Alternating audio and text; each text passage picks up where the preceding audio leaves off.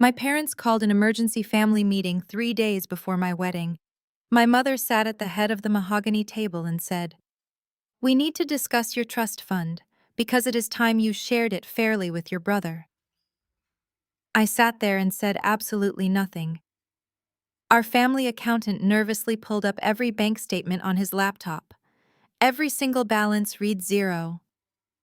He slowly turned the screen toward my parents and all the color drained from their faces. My name is Valerie, and at 29 years old, I am a financial forensic auditor. My family thought I was just the boring, unworthy daughter they could manipulate, but they severely underestimated what I do for a living. Before I tell you how I executed my revenge, let me know where you are watching from in the comments below. Hit that like button and subscribe if you have ever had to outsmart toxic family members. The dominoes started falling 3 weeks before that meeting during my engagement dinner. The private dining room at the Buckhead Country Club smelled of expensive prime rib and suffocating arrogance. The chandeliers cast a bright light over the table, illuminating the distinct division in the room. On one side sat my fiancé Isaiah, a dedicated high school history teacher, wearing a modest suit with quiet dignity. On the other side sat my family, the elite Sinclairs of Atlanta, who looked at Isaiah like an unpleasant stain on their social record. My older brother Malik, swirling his whiskey, had spent the last hour bragging about his latest tech venture. Sitting next to him was his wife Courtney. Courtney was white, immensely privileged, and possessed a remarkable talent for delivering insults wrapped in a saccharine smile. She leaned across the table, her eyes locking onto my left hand. "Oh, Valerie," she chirped loudly enough for the surrounding tables to hear. "That ring is just so quaint. It is adorable how Isaiah tried his best on a public school salary. Look at how tiny the stone is. It barely catches the light." I felt Isaiah stiffen beside me, but before I could defend him, my mother Rochelle chimed in. Her manicured hands rested gracefully on the tablecloth. "Courtney has a point, Valerie. We are the Sinclairs. People expect a certain standard from us, and frankly, this wedding has become an embarrassing display of mediocrity.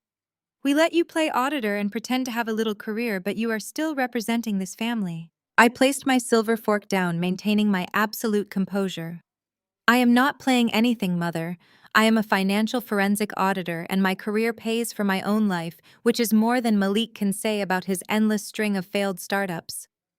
Malik slammed his glass down, the liquid sloshing over the rim. "Watch your mouth," he snapped. "I am an entrepreneur. I build generational wealth while you stare at spreadsheets all day. You have no idea the pressure I am under right now." My father Winston raised a hand to silence Malik. Winston was the patriarch, a man whose entire identity was tied to his failing investment firm and his absolute control over our lives. He cleared his throat, fixing his cold gaze on me. "Actually, Valerie, your brother's pressure brings us to the real purpose of this dinner." Winston unbuttoned his suit jacket, leaning back in his chair with the authority of a judge. "As you know, your grandmother Josephine left you a $5 million trust fund that fully vests on the day you get married. Malik's crypto venture has hit a temporary roadblock. His investors are demanding immediate returns, and our family reputation is on the line. You are going to sign over the rights to your trust fund tomorrow morning so we can bail him out." I stared at him, wondering if I had misheard. "You want me to give my entire inheritance to Malik to fix his mistakes?" "It is not his mistake," Rochelle sneered, her voice sharp and condescending. "It is the cost of doing real business. He is the Sinclair heir. He carries the legacy of this family forward. You owe him this money for embarrassing us by insisting on marrying a man from a working-class background. We tolerated your relationship with Isaiah because we assumed you would eventually come to your senses. Since you insist on dragging our social standing through the mud, the least you can do is secure your brother's future." Isaiah placed his hand firmly over mine on the table. "You do not get to speak to her like that," he said, his voice low and steady. "Valerie does not owe Malik a dime, and she certainly does not need to buy your approval." Courtney let out a theatrical gasp, placing a hand over her pearl necklace. "Excuse me, you do not get to come into this family and dictate how we handle our wealth. You people always want to tear down what successful families have built. Make Valerie sign the papers so my husband is not stressed. Do not be so selfish, Valerie. We need this money for our future and for our fertility treatments. You cannot hoard everything for yourself. I looked at Courtney, then at my brother, and finally at my parents. The sheer entitlement radiating from them was suffocating. Grandmother Josephine knew exactly what you all were capable of, I said, my voice unwavering. That is why she put the money in a trust specifically for me. She knew Malik would burn through it, and she knew you would enable him. I am not signing over anything. The money is mine, and I am using it to build my life with Isaiah. The silence that followed was heavy. The polite chatter from the adjacent dining rooms seemed to fade away. Winston leaned forward, resting his elbows on the table. The polite patriarchal facade completely vanished, replaced by something dark and ruthless. You are going to listen to me very carefully, little girl, Winston said, his voice a dangerous whisper. You think you are smart because you look at bank records for a living, but you have absolutely no idea how the real world works. I am giving you the transfer paperwork tomorrow. You will sign it without reading it, and you will authorize the full release of those funds to my control. And if I refuse, I challenged meeting his hard stare. Winston smiled, revealing a cold, calculated expression that sent a chill down my spine. If you do not sign those papers by tomorrow evening, I will personally see to it that Isaiah's working-class family does not even make it past the security gates of your wedding venue. I will have them escorted off the premises like trespassers in front of everyone you know. You will be walking down that aisle entirely alone. Think about your choices, Valerie. You have 24 hours. The morning sun felt heavy as I pulled my car through the wrought iron gates of my parents' Buckhead estate. The massive brick mansion stood at the end of a long, circular driveway looking like a fortress built on lies. I had barely slept thinking about the threat my father made at the engagement dinner. He promised to humiliate the man I loved just to protect my brother. My hands gripped the steering wheel tightly as I parked near the fountain. I knew what I was walking into. I knew my father operated on control and fear, but I also knew how to read numbers and legal jargon better than anyone in my family. I walked through the heavy oak front doors, and the house was eerily quiet. A maid directed me to the back study where my father spent most of his time managing his supposed financial empire. When I stepped inside the study, my father was sitting behind his massive cherry wood desk. He pointed to the leather chair opposite him, offering a warm, paternal smile that did not reach his cold eyes. I sat down, keeping my posture straight and my expression entirely neutral. My father reached into his desk drawer and slid a thick manila folder across the polished wood. He told me it was a standard family prenuptial agreement. He said Isaiah is a public school teacher from a nice but very simple background. He told me that people from that kind of environment do not understand the weight of the Sinclair legacy or the sheer volume of wealth we manage. He claimed this document was designed to protect me in case Isaiah decided to take half of my assets and run. He held out a gold pen and told me to sign the last page so we could put all this unpleasantness behind us and focus on the wedding. Instead, I opened the folder and pulled out the stack of dense legal documents. He muttered that it was standard boilerplate language and I was wasting his valuable time. But I am a financial forensic auditor. My entire career is built on finding the lies people bury in paperwork. I ignored the first 10 pages, which detailed standard asset protection regarding marital property very closely. They hide the poison in the middle, where people stop reading. I found it on page 14, under a section vaguely titled Asset Management Protocols. It was a springing power of attorney clause. The legal phrasing was incredibly dense, but the translation was simple.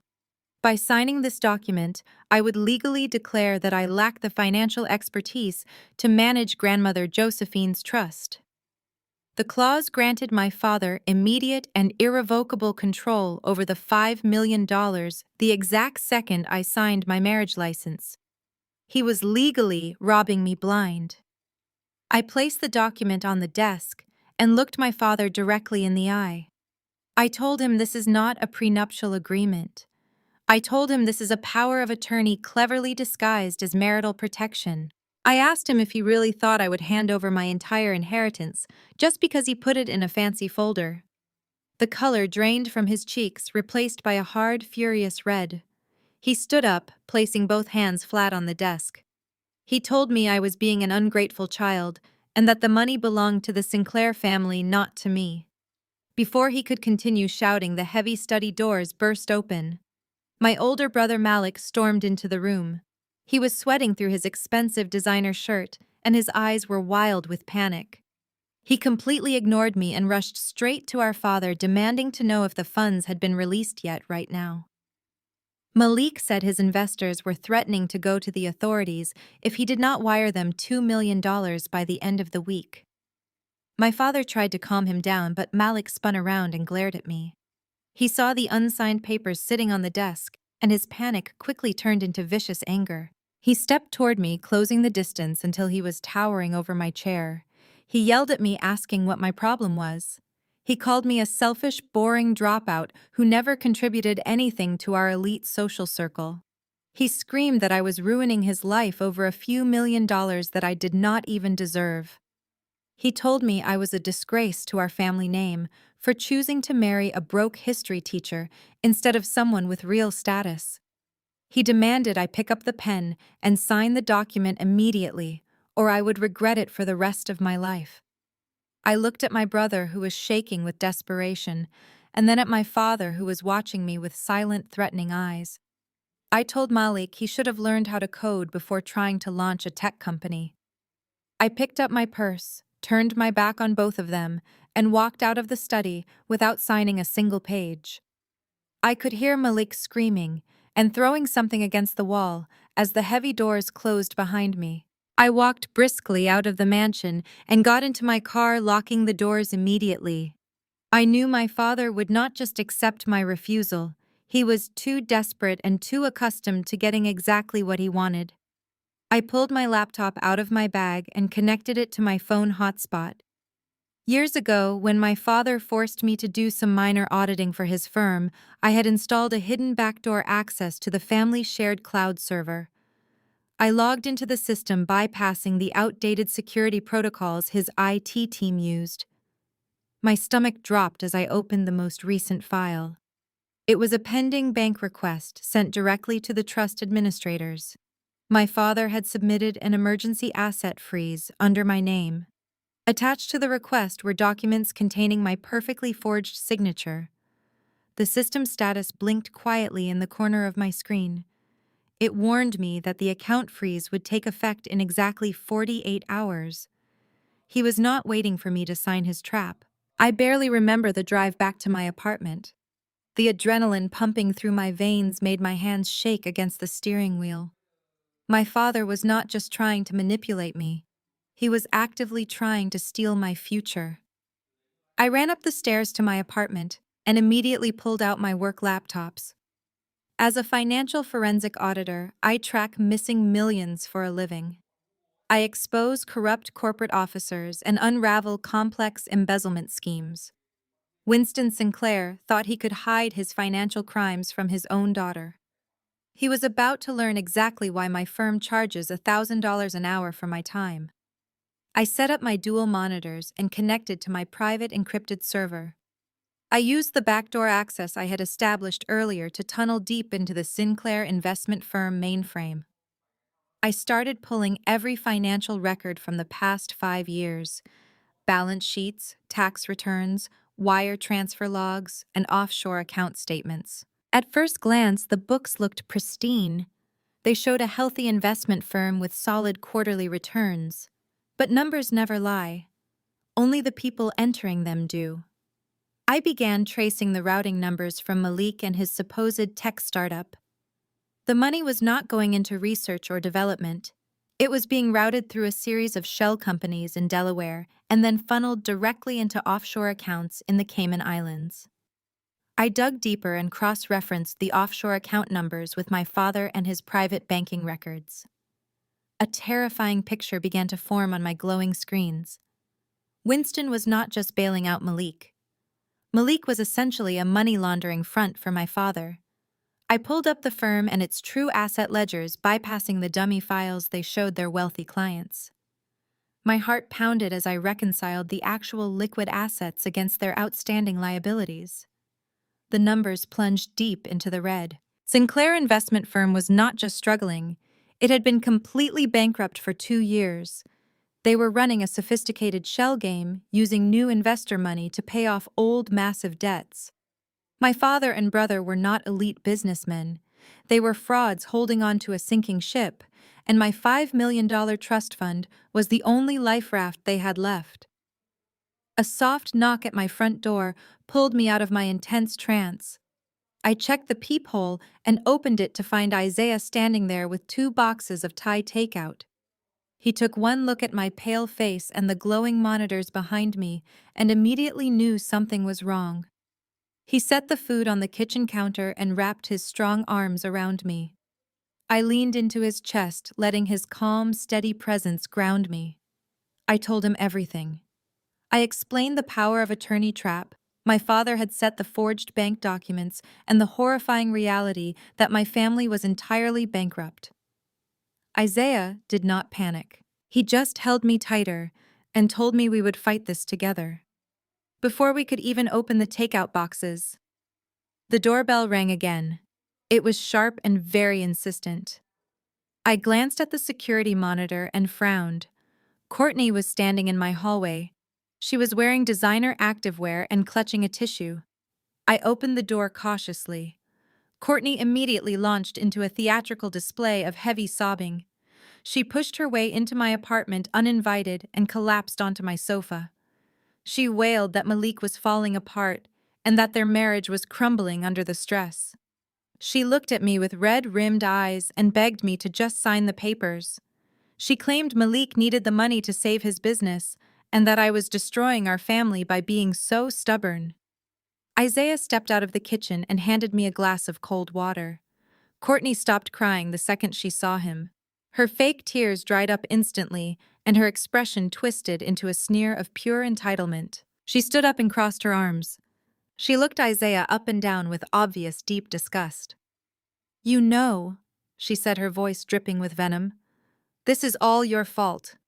If you had not manipulated Valerie into this cheap engagement, she would have signed the papers by now. But you people always want handouts. You see a wealthy family and you figure out how to take what we have built. Just make Valerie sign the papers so my husband is not stressed out by your selfish greed."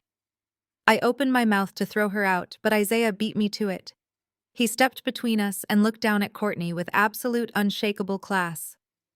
His voice was quiet, but it carried the weight of a judge delivering a severe sentence. He told Courtney that the only person looking for a handout was standing in our living room wearing a tracksuit bought with stolen money. He informed her that true wealth is not measured by the brands you wear or the lies you tell to maintain a fake image. He said his working-class family built their lives on honesty and hard work, while her husband was currently begging his younger sister for a bailout because he lacked the basic intelligence to run a legitimate business. Isaiah then pointed directly to the front door. He told Courtney to leave our home immediately and never return unless she learned how to speak with basic human respect. Courtney stood there with her mouth open, completely speechless. She was used to people cowering before her privileged anger. Being dressed down so calmly and factually by a public school teacher absolutely destroyed her fragile ego. She grabbed her expensive designer bag and stormed out of the apartment, slamming the door behind her. Isaiah turned to me and smiled softly. He kissed my forehead and went back to the kitchen to plate our cold dinner. I sat back down at my desk, my hands shaking with a new kind of anxious energy. Courtney and her desperate act meant time was running out faster than I thought. I turned my attention back to the secure server. I needed to find the ultimate source of my father and his sudden panic. Bankrupt businesses file for Chapter 11 every day. They do not forge documents and threaten their own children unless there is something much darker hiding in the shadows. I ran a deep diagnostic scan on my father and his personal hard drive. My software flagged a hidden encrypted folder buried deep inside a system directory.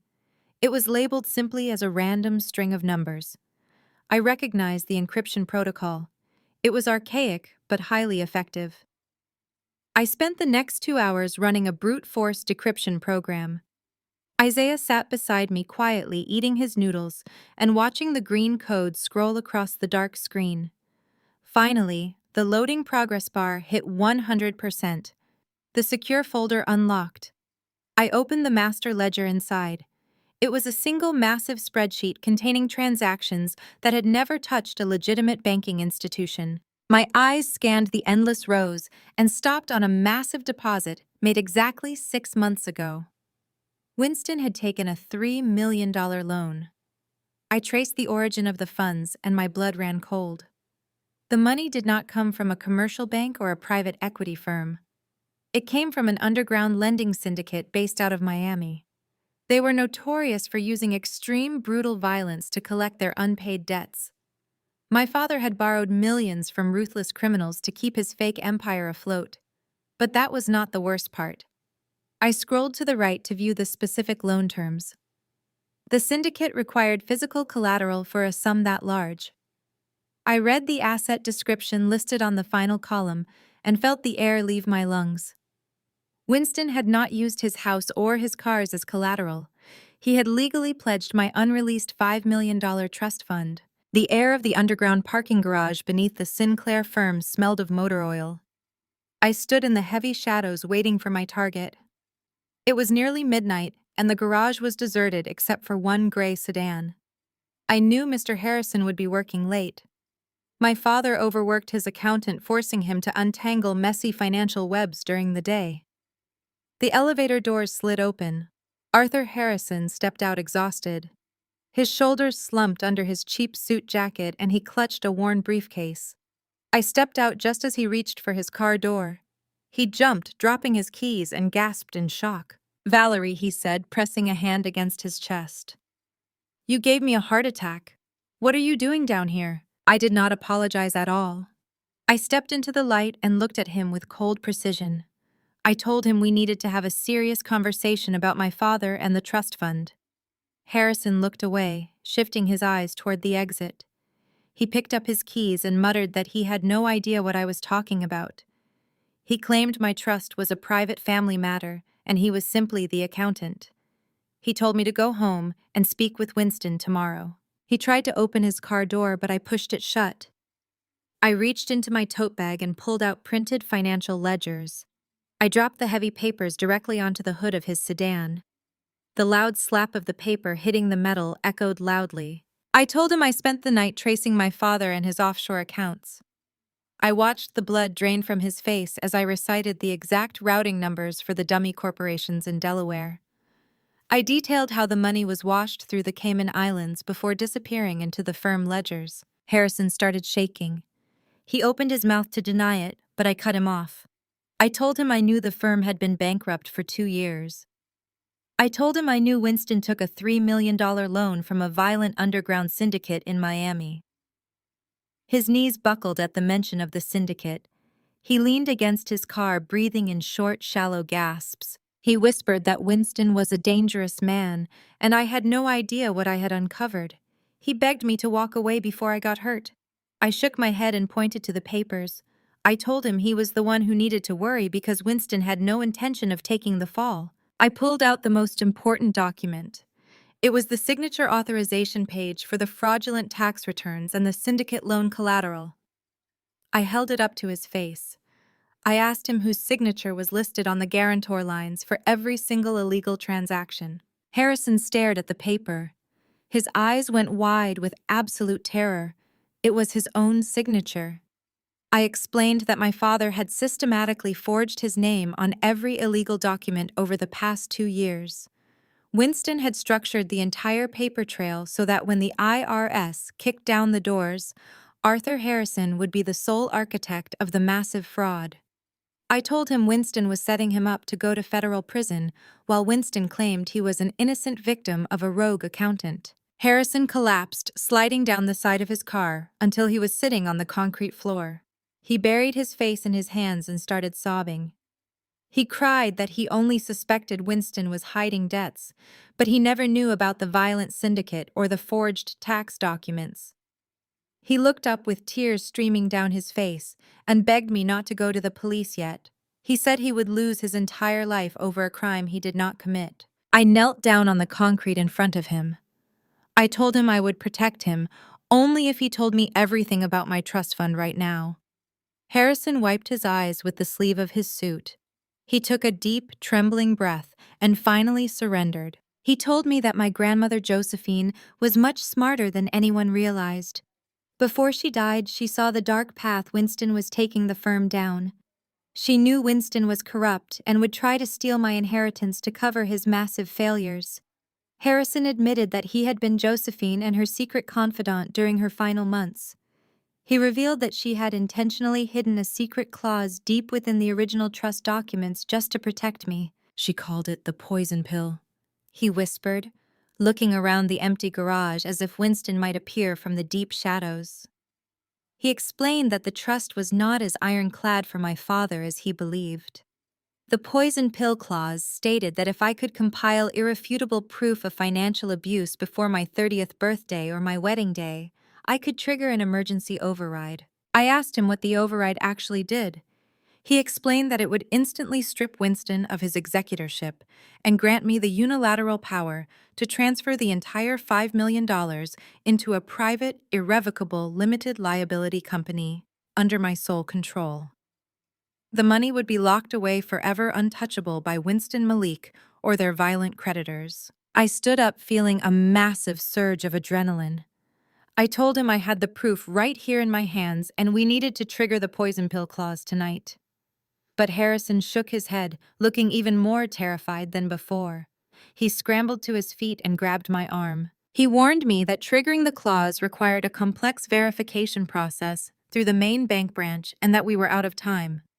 He said Winston was moving ahead with his final desperate plan. Harrison looked me dead in the eye and revealed the ultimate threat. Winston had scheduled a forced, irrevocable wire transfer to completely empty my trust account. The transaction was set to execute automatically exactly 3 days before my wedding day. If I did not beat him to the bank, the money would vanish to the syndicate, and I would lose absolutely everything. The heavy concrete walls of the parking garage faded in my rearview mirror as I drove away, leaving Arthur Harrison trembling next to his car. 3 days. My father was going to illegally wire $5 million to a violent underground syndicate in exactly 3 days. My hands gripped the steering wheel so tightly, my knuckles ached. I needed to execute the poison pill clause immediately, but my grandmother made the verification process incredibly complex to prevent exactly this kind of theft. It required physical notarization at the main bank branch and a 48-hour clearing window. I was out of time and my family was closing in from every side. The next morning felt like walking into a meticulously decorated trap. My mother Rochelle was hosting my bridal shower at the Atlanta Botanical Gardens. She had rented out the entire glass conservatory. The room was filled with thousands of white orchids and crystal centerpieces that caught the mid-morning sunlight. Waitstaff in white gloves carried silver trays of caviar and vintage champagne. It was a dazzling display of wealth that I now knew was completely fake. Every single flower and glass of champagne was paid for by stolen credit and syndicate loans. The hypocrisy of the entire event made me physically sick to my stomach.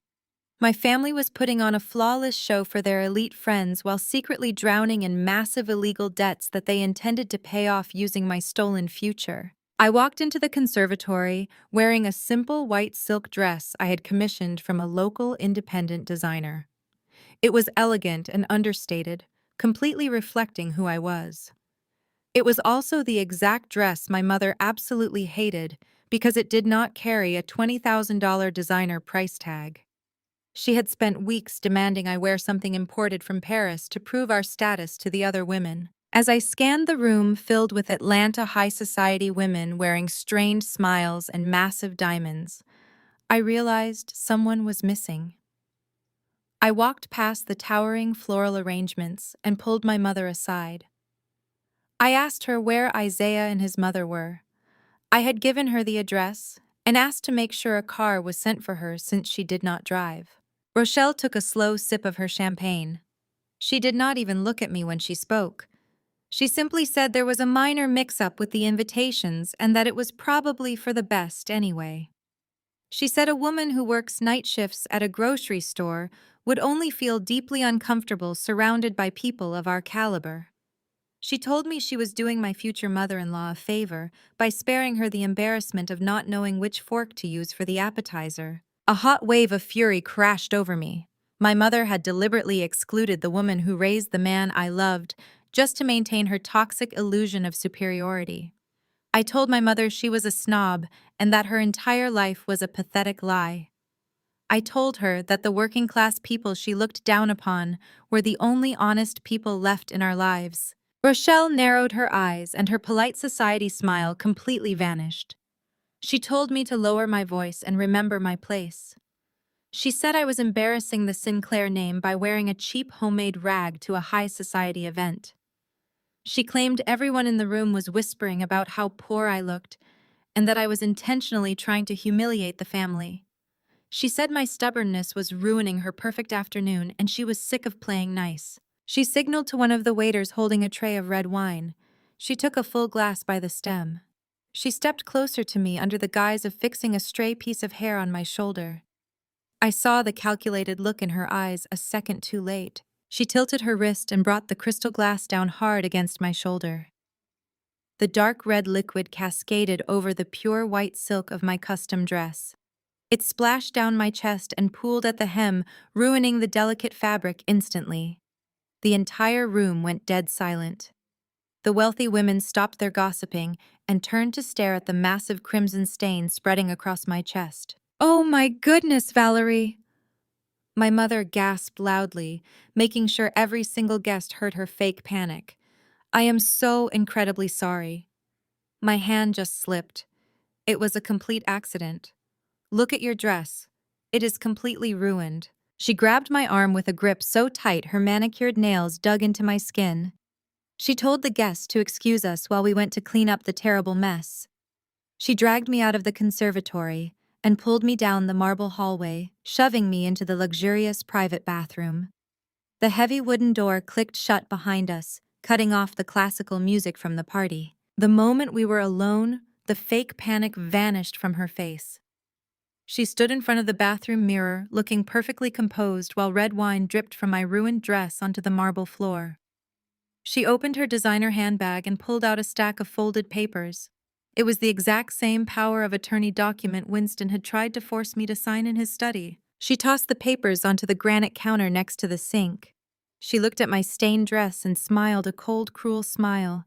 She told me that my cheap little dress was ruined and that I looked like absolute trash.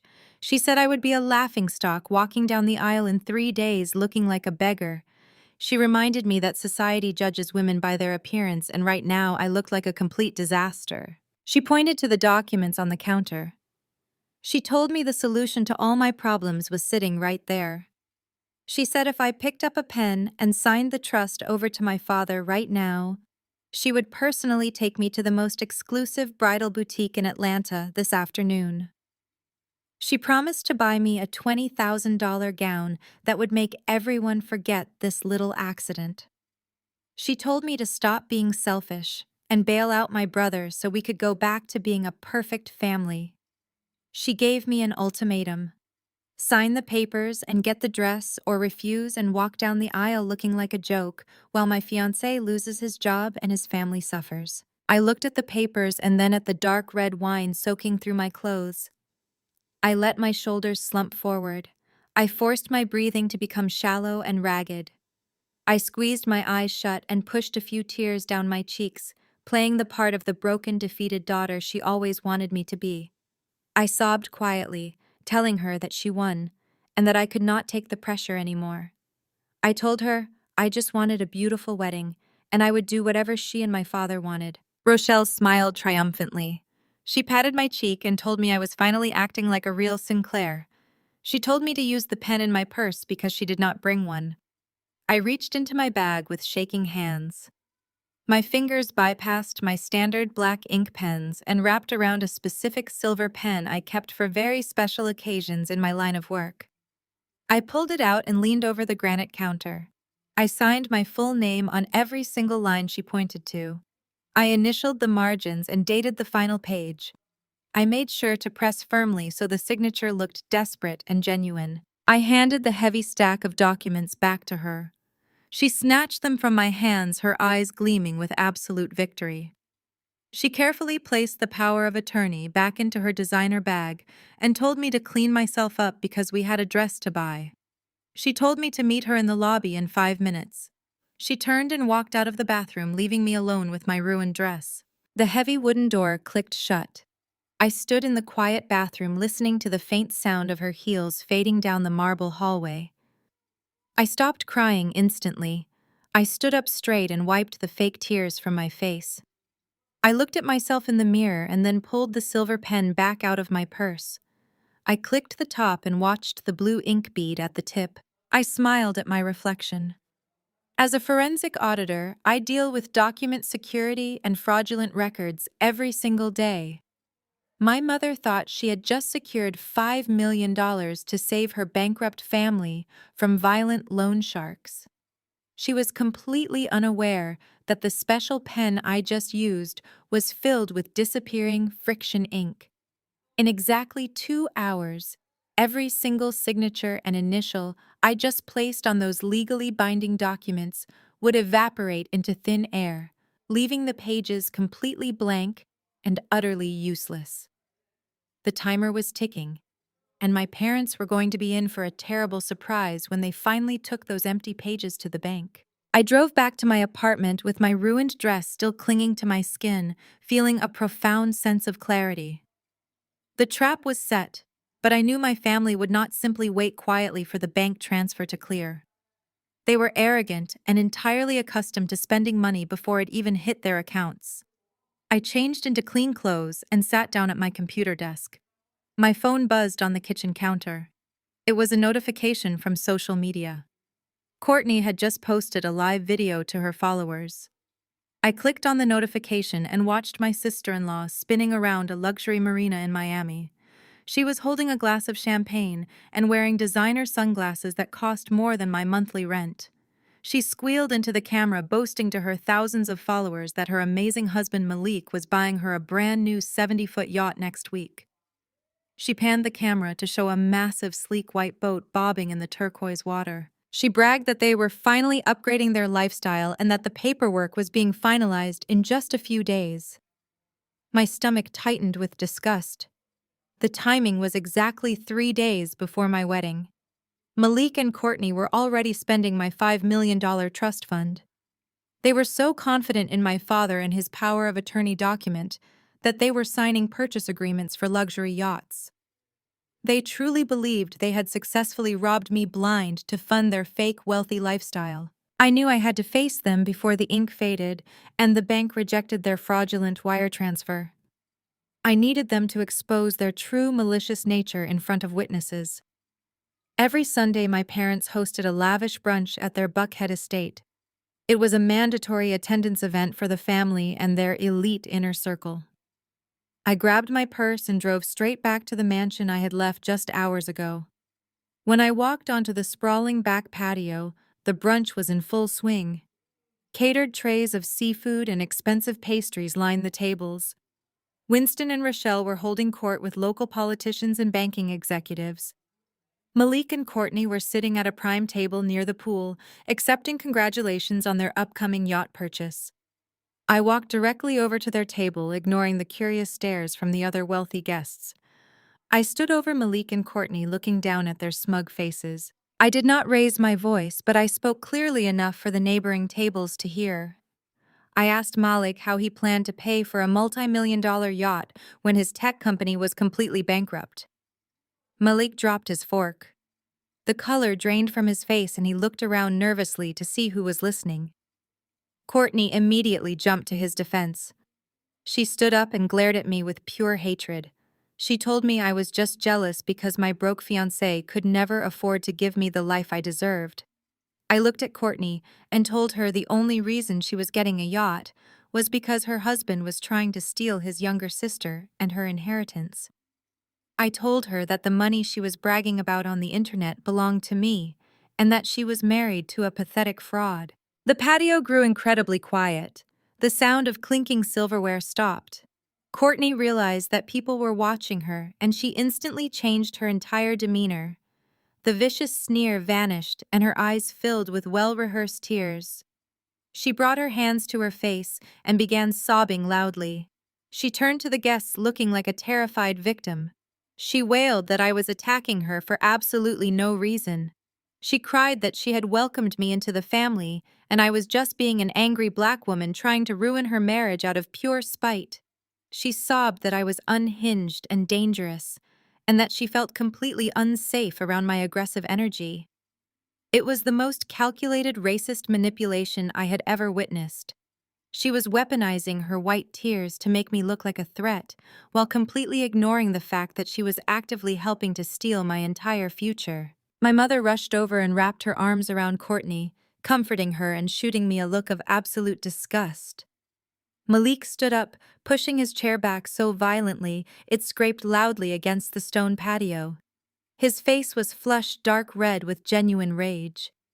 He picked up his crystal mimosa glass and hurled it past my head. The heavy glass smashed against the brick retaining wall, shattering into 100 sharp pieces that rained down onto the patio. Guests gasped and stepped back in shock. Malik pointed a shaking finger directly at my face. He screamed that I had no right to embarrass his wife in front of their friends. He yelled that I was a worthless dropout who was about to lose everything. He stepped closer until he was invading my personal space. He told me that since I wanted to ruin his reputation, he was going to ruin the only thing I actually cared about. He said he knew exactly where Isaiah worked. He reminded me that the Sinclair firm was a major donor to the Atlanta Public School District, and that our father played golf with the superintendent every single month. Malik laughed a cruel, ugly sound that made my skin crawl.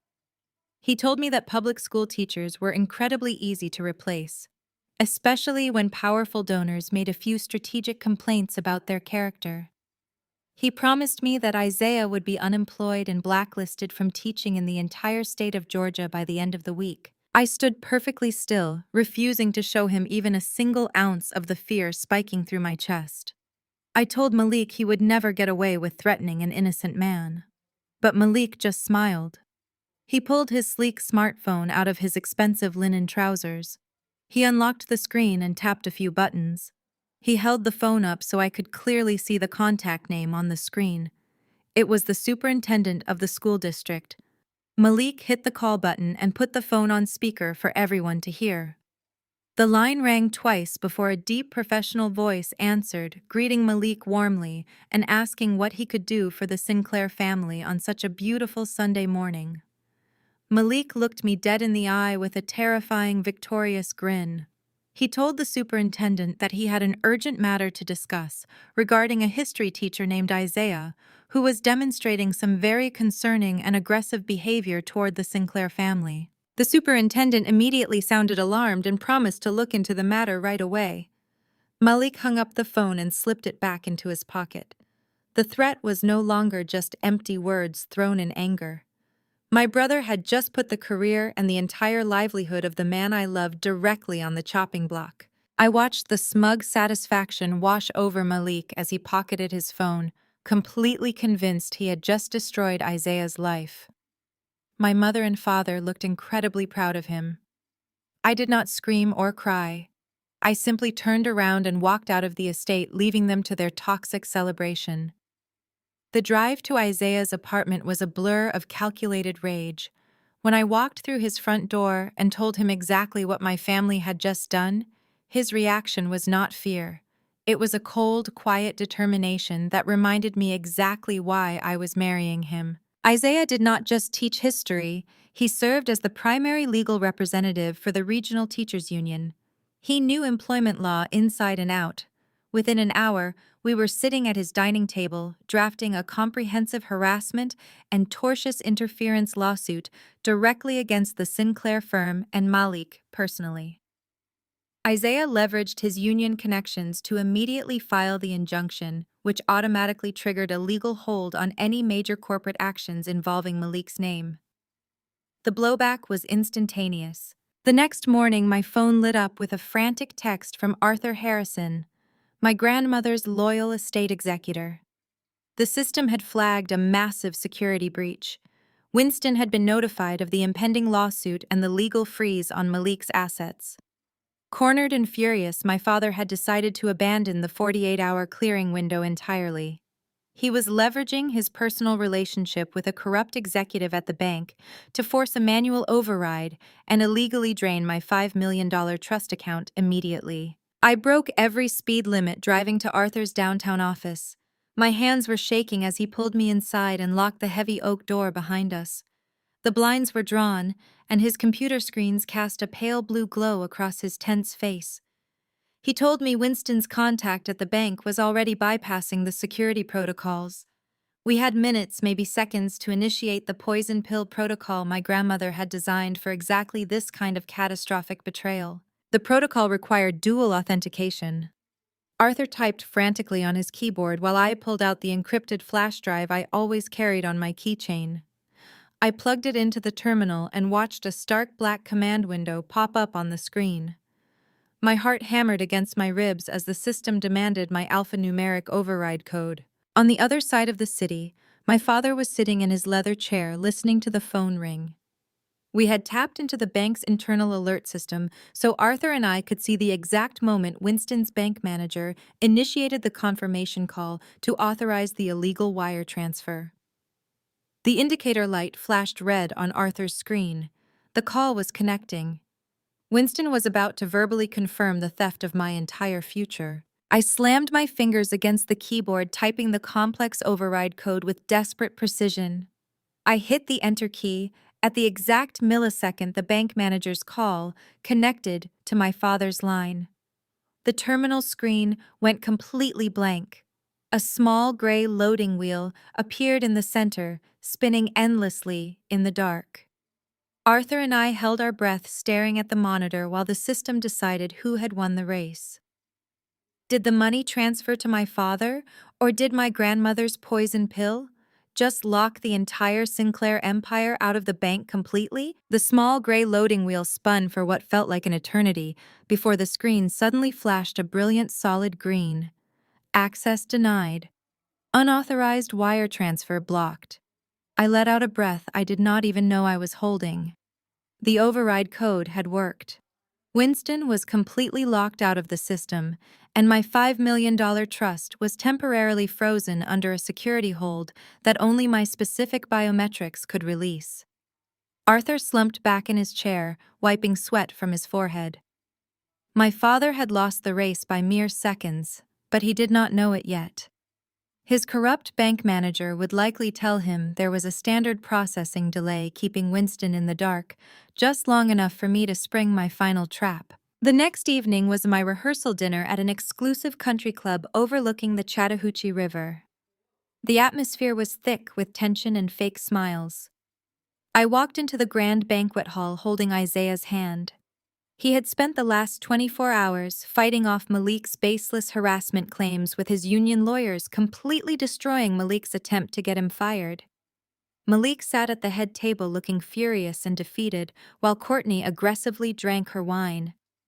But as I scanned the room, my heart sank. I looked for Isaiah's mother and his extended family. They were not at the head table. They were not even in the main dining area. I finally spotted them sitting at a cramped, poorly decorated table, shoved entirely in the back corner, right next to the swinging kitchen doors. Waiters were constantly bumping into their chairs as they carried heavy trays of food. The disrespect was intentional and breathtakingly cruel. Rochelle was standing near the centerpieces, looking incredibly pleased with herself. She had deliberately segregated my future in-laws, treating them like second-class citizens at their own son's wedding celebration. I let go of Isaiah's hand and grabbed a butter knife from the nearest table. I tapped it sharply against a crystal water glass. The loud ringing sound cut through the low hum of wealthy chatter. The entire room went completely silent and turned to look at me. I did not break eye contact with my mother as I spoke. I told the room that there seemed to be a terrible mistake with the seating chart. I said loud enough for every single elite guest to hear that my mother had intentionally placed the groom's family next to the kitchen garbage cans because she was deeply ashamed of working-class people. Rochelle's jaw dropped and her face flushed a dark, humiliating red. The wealthy socialites in the room began whispering among themselves, clearly shocked by the blatant classism being exposed in front of them. I walked over to the head table and looked directly at Malik and Courtney. I told them to get up. Courtney scoffed and crossed her arms, refusing to move. I raised my voice and told her that the head table was reserved for people who actually contributed love and support to this marriage, not parasites who were actively trying to destroy it. I ordered them to take their things and move to the table by the kitchen doors because Isaiah's family was taking their seats. Courtney slammed her hands on the table. Her face twisted into an ugly mask of rage. She screamed that I was a psycho and that she refused to be humiliated in front of high society. She grabbed her designer purse and threw a half-full glass of water onto the floor. She shrieked that she was leaving and that my wedding was going to be an absolute disaster. She stomped out of the banquet hall, her heels echoing loudly against the hardwood floor. Malik followed close behind her, shooting me a look of pure venom. The room watched in stunned silence as I personally escorted Isaiah's mother and his family to the head table, pulling out their chairs and making sure they had the best view in the room. Rochelle looked like she was about to faint from the sheer embarrassment of having her toxic behavior called out publicly. As I sat down next to Isaiah, I felt a heavy hand clamp down hard on my shoulder. Winston leaned down his grip painfully tight. His breath smelled like expensive scotch and sheer desperation. He whispered directly into my ear so no one else could hear. He told me to enjoy my little rebellion tonight because it would be my last. He hissed that the bank transfer had been delayed, but it was scheduled to clear first thing tomorrow morning. He promised me that by the time I walked down the aisle, he would have total control of the $5 million, and I would be cut off from the family wealth completely. He sneered that I would be begging him for grocery money by next week. I looked up at my father and felt absolutely zero fear. I smiled a warm, genuine smile that made him narrow his eyes in confusion. I told him we would just have to see about that, Dad. While keeping eye contact with him, I reached my left hand under the tablecloth where my phone was resting in my lap. I had the secure banking app already open and ready. The transfer authorization was loaded for the entire $5 million to be moved instantly into a private offshore limited liability company that I completely controlled. My thumb found the screen. I pressed send without breaking my smile. The phone buzzed softly in my hand, confirming the transaction was final. My father walked back to his seat, completely unaware that I had just permanently, legally, and untraceably drained every single penny of the trust fund he was depending on to save his life. The morning after the rehearsal dinner, the heavy oak doors of my father's private study stood wide open. Sunlight poured through the floor-to-ceiling windows, illuminating the dust motes dancing in the air above the mahogany desk. I walked down the sweeping staircase of the Sinclair mansion, feeling a profound sense of absolute peace. My bags were already packed and waiting in the trunk of my car. My flight to my honeymoon destination with Isaiah was booked. I had absolutely nothing left to lose. When I crossed the threshold into the study, the atmosphere was thick with arrogant anticipation. Winston was pouring himself a glass of expensive bourbon despite the early hour, looking like a conquering king who had just secured his empire. Rochelle sat perfectly posed on the leather sofa, flipping through a bridal magazine with a serene and victorious smile. Malik and Courtney were huddled together in the corner, pointing at the glowing screen of an iPad. I could clearly hear them arguing over customized teak decking and imported Italian leather upholstery for the yacht they thought they were buying. Sitting awkwardly in a high-backed chair was Arthur Harrison, my grandmother's loyal estate executor. His hands were folded tightly in his lap, and he refused to make eye contact with my parents. My father took a slow sip of his bourbon and gestured for me to sit in the chair directly opposite his massive desk. I declined the silent invitation, and chose to stand near the doorway, perfectly framing my exit route. Rochelle closed her magazine and placed it on the glass coffee table. She smoothed her designer skirt and looked up at me with a sickeningly sweet maternal expression that made my skin crawl. She tilted her head and spoke in a soft, patronizing tone. "We need to discuss the trust. It is time you shared it fairly." I said nothing. I simply stood there with my hands resting easily at my sides, watching the grand illusion of the Sinclair family prepare to collapse into dust. My silence only seemed to embolden them. They interpreted my quiet demeanor as absolute surrender. They truly believed that the legal power of attorney document my mother had forced me to sign in the bathroom was entirely valid. They thought the bank had manually overridden the security protocols just as Winston had ordered. Winston set his crystal glass down with a heavy thud. He turned to Arthur Harrison and commanded him to open the master ledger. He told the executor that the waiting period was over and it was time to officially confirm the new distribution of assets. He gloated that the Sinclair family was finally taking back control of the money that rightfully belonged to them. Arthur Harrison opened his secure laptop. His fingers moved across the keyboard with deliberate precision. He did not say a word as he navigated through the encrypted banking portals.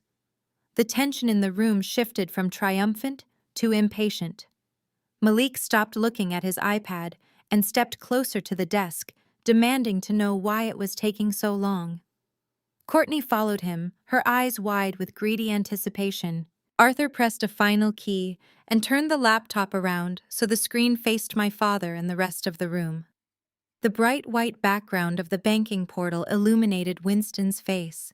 He leaned forward, placing both hands on the mahogany desk. His eyes scanned the digital ledger, looking for the massive $5 million deposit that would save his bankrupt company and pay off his violent underground lenders. Instead, his eyes locked onto a single devastating line of text. The balance reads $0.00. The room fell into a deathly silence. The only sound was the ticking of the antique grandfather clock in the corner. Winston's face went completely blank. He blinked rapidly as if his eyes were deceiving him. He leaned closer to the screen until his nose was almost touching the monitor. He muttered that there must be some kind of administrative error. He ordered Arthur to refresh the page and check the pending wire transfers. Arthur did not touch the computer. He simply looked at my father and stated that there was no error and there were no pending transfers. The account had been entirely emptied. Winston snapped. The facade of the polished Southern gentleman evaporated instantly. He lunged across the mahogany desk, scattering pens and paperwork across the floor. He grabbed Arthur Harrison by the collar of his suit jacket, pulling the older man half out of his chair. Winston screamed a string of violent curses, demanding to know what the executor had done with his money. He yelled that he had a signed power of attorney and a verbal confirmation from the bank manager. He shook Arthur violently, screaming that he would have him thrown in prison for embezzlement. Arthur remained perfectly calm. He gently but firmly removed Winston's hands from his collar and smoothed his jacket. He told my father that the power of attorney document submitted to the bank was completely blank. The signatures had literally vanished. He explained that without valid authorization, the bank manager had no legal right to execute the manual override. Courtney shoved her way past Malik. Her face was contorted into a mask of pure panic. She stared at the zero balance on the screen and let out a high-pitched, hysterical shriek. "Where is the money for my yacht?" she screamed, her voice cracking. She turned on Malik, hitting him in the chest with her fists. She cried that she had already posted about the boat online and that she would be a laughingstock. Malik ignored her. He was staring at me, his eyes wide with a sudden, terrifying realization. Rochelle stood up from the sofa, her hands trembling as she clutched her pearl necklace. She looked from the blank screen to my father and finally to me. I took a single step forward, stepping fully into the sunlight pouring through the windows. I looked at the people who had abused me, marginalized me, and tried to steal my entire future. I looked at the family who thought they could trade my happiness for their financial salvation. It is gone. I said, my voice echoing clearly in the sudden silence of the study. Because you are all bankrupt. Winston slowly lowered himself back into his leather chair, all the fight completely draining out of his body. He looked like a deflated old man. He stammered, asking me how I could possibly do this to my own flesh and blood. He asked me where the money was and begged me to reverse the transfer. He told me the syndicate would take everything, including the house we were standing in. I looked at him with absolute pity. I told him that I had transferred the entire $5 million into an offshore limited liability company that required multiple biometric authentications to access. I told him the money was untouchable by him, by his creditors, and by his corrupt bank managers. I told my mother that her days of hosting high society galas on stolen credit were officially over.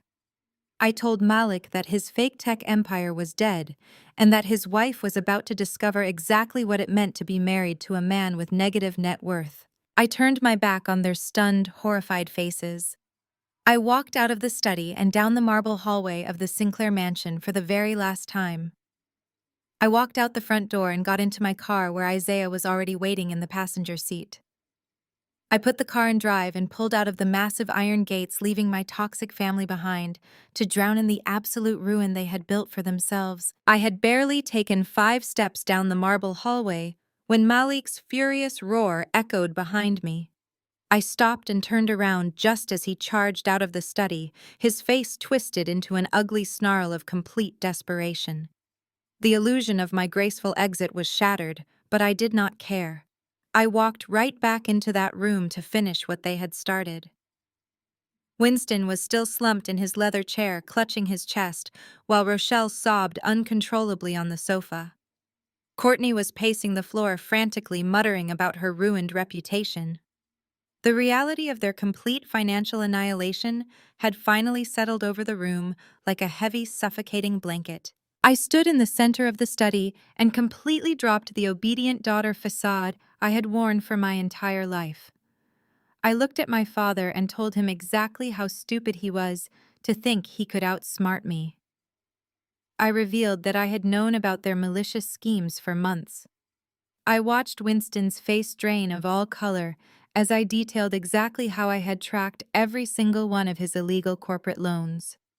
I listed the exact dates and amounts he had secretly borrowed, mortgaging the Sinclair family estate and the company assets to dangerous underground lenders just to keep his lavish lifestyle afloat. I then turned my attention to Malik and systematically dismantled his fake tech empire.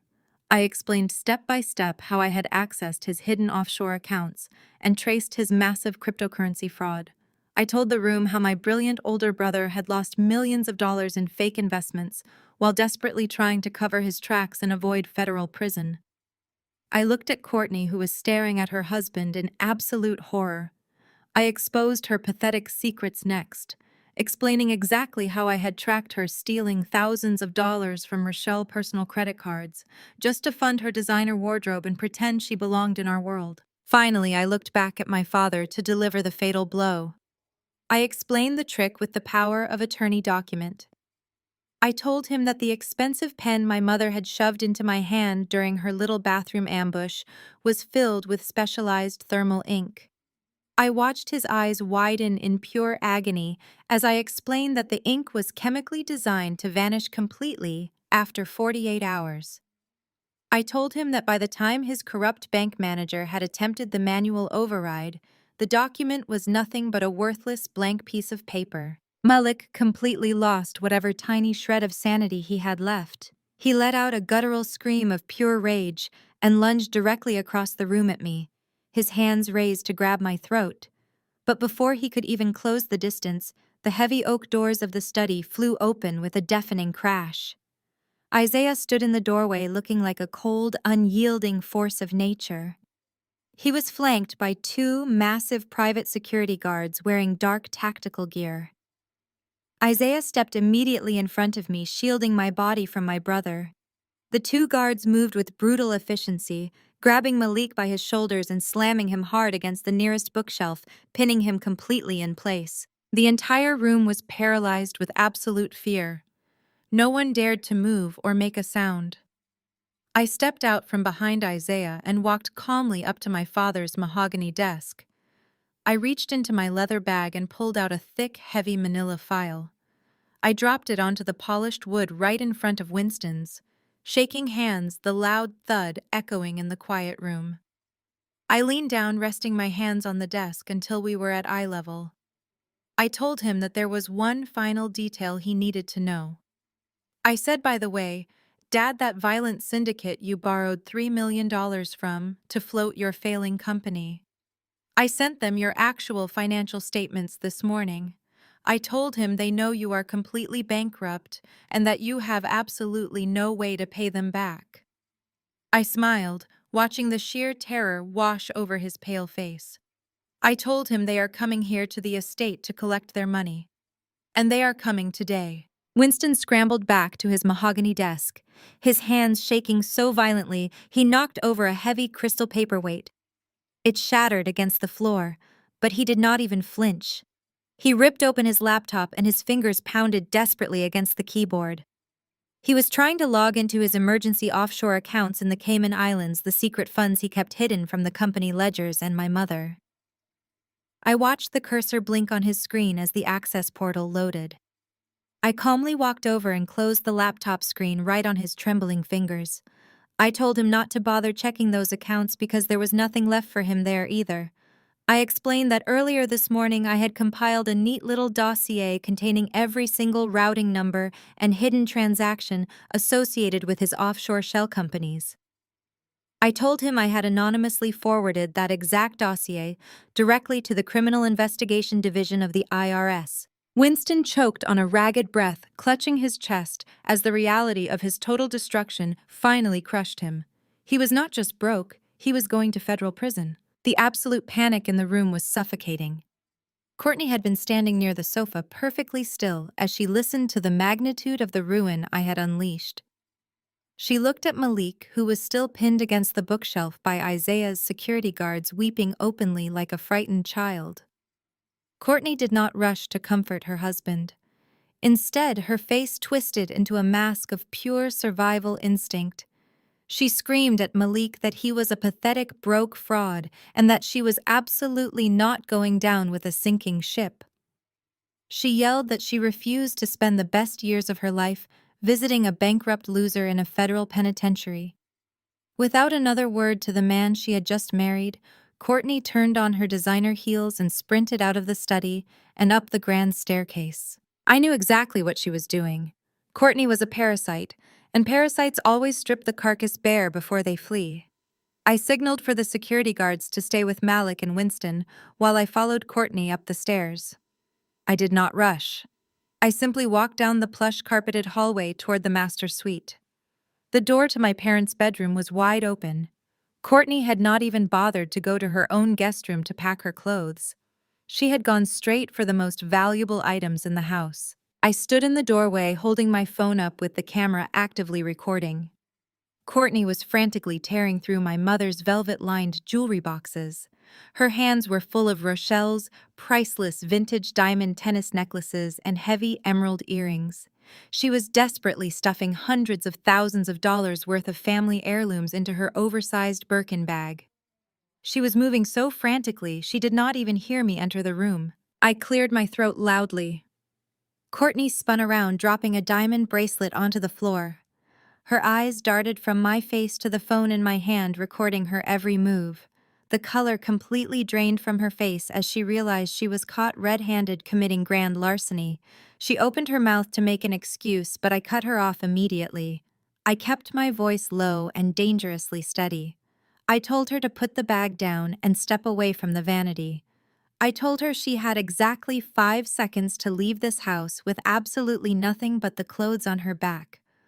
Or I was calling the police and handing over the video of her robbing my mother blind. Courtney looked at the heavy leather bag filled with millions in diamonds, and then looked at the cold promise in my eyes. She knew I was not bluffing. She dropped the bag onto the floor and ran past me down the hallway, sobbing in pure frustration as she fled the estate empty-handed, leaving Malik weeping alone in the study below. I walked slowly down the grand staircase, leaving the echoes of Courtney's frantic escape behind me. The heavy silence in the mansion felt completely different now. It was no longer the suffocating quiet of a family keeping toxic secrets. It was the dead silence of an empire that had just collapsed. When I stepped back into the study, the atmosphere was thick with absolute despair. Malik was still pinned near the bookshelf, weeping into his hands like a terrified child. Winston remained frozen in his leather chair, staring blankly at the zero balance on the laptop screen. His breathing was shallow and erratic. Rochelle looked up as I crossed the threshold. The pristine high society facade she had carefully maintained for decades finally shattered. She looked at my face and saw that her usual passive-aggressive control tactics were useless. The reality of their total financial ruin and the imminent threat of violent loan sharks had pushed her into pure desperation. She decided to use the very last weapon she had in her arsenal. Weaponized maternal guilt. She stumbled away from the sofa, her expensive heels catching on the Persian rug. She threw herself forward and collapsed onto her knees right at my feet. Genuine tears poured down her face, ruining her perfect makeup and staining her silk blouse. She reached out with trembling hands and grabbed the hem of my dress. She began to sob hysterically, begging me to save them. She wailed that they were my parents and that they had given me life. She cried that they had put a roof over my head and clothed me when I was a child. She screamed that I could not possibly be so evil as to let my own father be killed by ruthless syndicate loan sharks over a simple misunderstanding about money. She looked up at me with wide, terrified eyes, pleading with me to remember that family is supposed to protect each other no matter what mistakes were made. I looked down at the woman kneeling on the floor. For my entire life, I had craved my mother's affection. I had twisted myself into knots trying to earn a single word of genuine praise from her.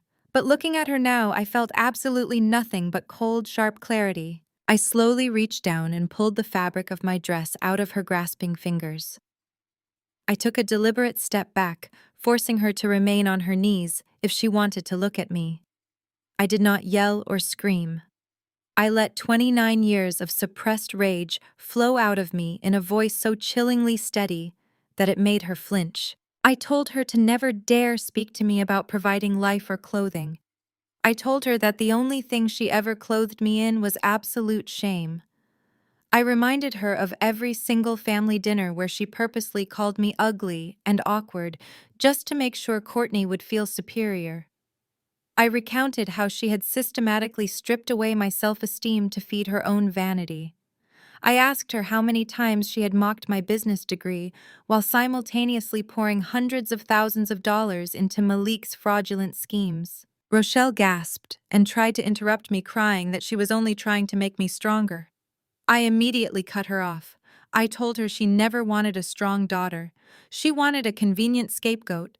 I told her that she and Winston had happily sold my entire future and tried to steal my inheritance just to fund Malik's massive unearned ego and maintain their pathetic country club lifestyle.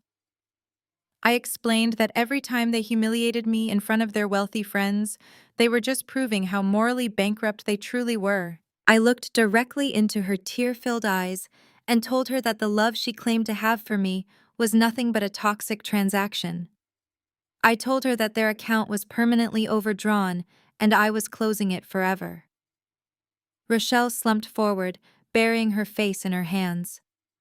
She wept uncontrollably as she finally realized that the invisible chain of guilt she had used to manipulate me for nearly 3 decades was completely shattered. She had absolutely no power left. Winston tried to push himself out of his chair. His hands gripped the edge of the mahogany desk, his knuckles white with strain. He opened his mouth to beg for his life. He was going to ask me for just a fraction of the trust fund to pay off the dangerous men he had borrowed from. He looked incredibly small and pathetic. But before my father could form a single word, a heavy metallic booming sound echoed through the entire mansion. It was a massive, violent pounding coming directly from the front gates of the estate. The sound was so incredibly loud and aggressive that it rattled the expensive crystal glasses sitting on Winston's desk. The heavy thudding echoed through the marble hallways, followed by the harsh sound of shouting outside. The syndicate had not waited. They had received the detailed financial dossier I sent them, showing that Winston was completely broke. They knew he could not pay, and they had arrived to collect their $3 million debt. Winston scrambled backward until his spine hit the edge of the mahogany desk. His eyes were wide with primal terror as the pounding at the front gates grew even more violent. He fell to his knees right beside my mother and reached out to grab my hands. He begged me to pay them. He pleaded that I had the $5 million safe in my offshore account, and that I could wire the money to the syndicate right now to save his life. He cried that they would kill him and Malik right here in the study if I did not step in and fix his miserable mistake. I looked down at my father and slowly shook my head. I told him I was not going to spend a single cent of my money to clean up his mess. I reached into my bag one last time and pulled out a single sheet of thick legal paper. I let it flutter down to the floor, landing right between him and Rochelle. I told him he should have paid much closer attention to the fine print when he tried to bypass Grandmother Josephine's trust. I explained that she knew exactly what kind of greedy man he was, and she knew he would eventually try to steal what was mine. I told him there was a secondary clause buried deep in the estate documents. A clause that stated if the executor or my father ever breached their fiduciary duties and attempted to steal the trust, the primary collateral would immediately forfeit to the rightful heir. I watched Winston's eyes scan the paper as the horrifying realization hit him. I told him that the collateral for the trust was the very ground we were standing on. I explained that by submitting that fraudulent power of attorney to the bank, he had triggered the breach of contract. The Sinclair mansion and the entire estate now legally belonged to me. I pointed to the paper and told him it was a formal eviction notice. I told him his time in my house was officially over. Another massive crash echoed from the front of the house, followed by the loud sound of twisting metal. The heavy iron gates were giving way. Winston scrambled to his feet, pulling Rochelle up with him. Malik broke away from the security guards, trembling uncontrollably, as he realized they had absolutely no way out. I turned to Isaiah and gave him a single nod. Isaiah tapped his earpiece and calmly instructed the estate security team to open the front gates and let the debt collectors onto the front lawn. He ordered the guards to stand down and let the angry men approach the main doors. Pure panic erupted in the study. Winston did not even try to grab his briefcase or his expensive car keys. Malik was sobbing so hard he could barely breathe, begging the security guards to help him, but they just crossed their arms and stepped out of his way. Winston grabbed my mother by the arm and shoved my brother toward the hallway. They did not run toward the grand foyer where the syndicate was waiting. They scrambled toward the back of the house, heading frantically for the narrow service doors that the catering staff used. I watched the mighty Sinclair family tripping over themselves and crying as they fled their own home with absolutely nothing but the clothes on their backs. I walked slowly out of the study and climbed the sweeping marble staircase. I walked through the quiet, empty hallways and stepped out onto the grand balcony that overlooked the sprawling estate. I leaned against the cold stone railing and watched my parents and my brother sprinting desperately across the back lawn. They disappeared into the dark tree line, running like frightened animals into the shadows. The violent shouting of the syndicate members echoed from the front driveway, completely shattering the quiet elegance of the neighborhood. I took a deep breath of the cool air, feeling a profound and absolute sense of peace. The toxic empire they had built on lies and manipulation was completely destroyed. I turned away from the balcony and walked back inside to meet Isaiah. Tomorrow was my wedding day, and I had a beautiful new life to begin. The morning of my wedding broke with brilliant golden light pouring through the sheer curtains of the bridal suite.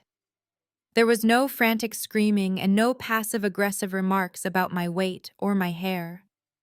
Instead, the room was filled with the soft sounds of genuine laughter and the soothing hum of a classical acoustic guitar playing in the corner. Isaiah's mother stood behind me, gently pinning a delicate pearl veil into my hair.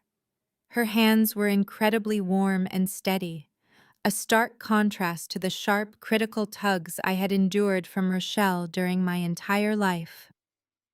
Isaiah's two sisters sat on the plush velvet sofa, drinking orange juice and telling me how beautiful I looked.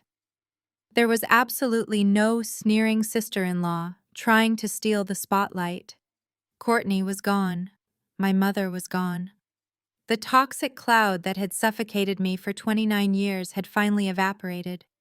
The air smelled like fresh orchids and expensive perfume. I looked at my reflection in the floor-to-ceiling mirror, and for the very first time I recognized the woman looking back at me. The silk of my wedding dress felt like armor.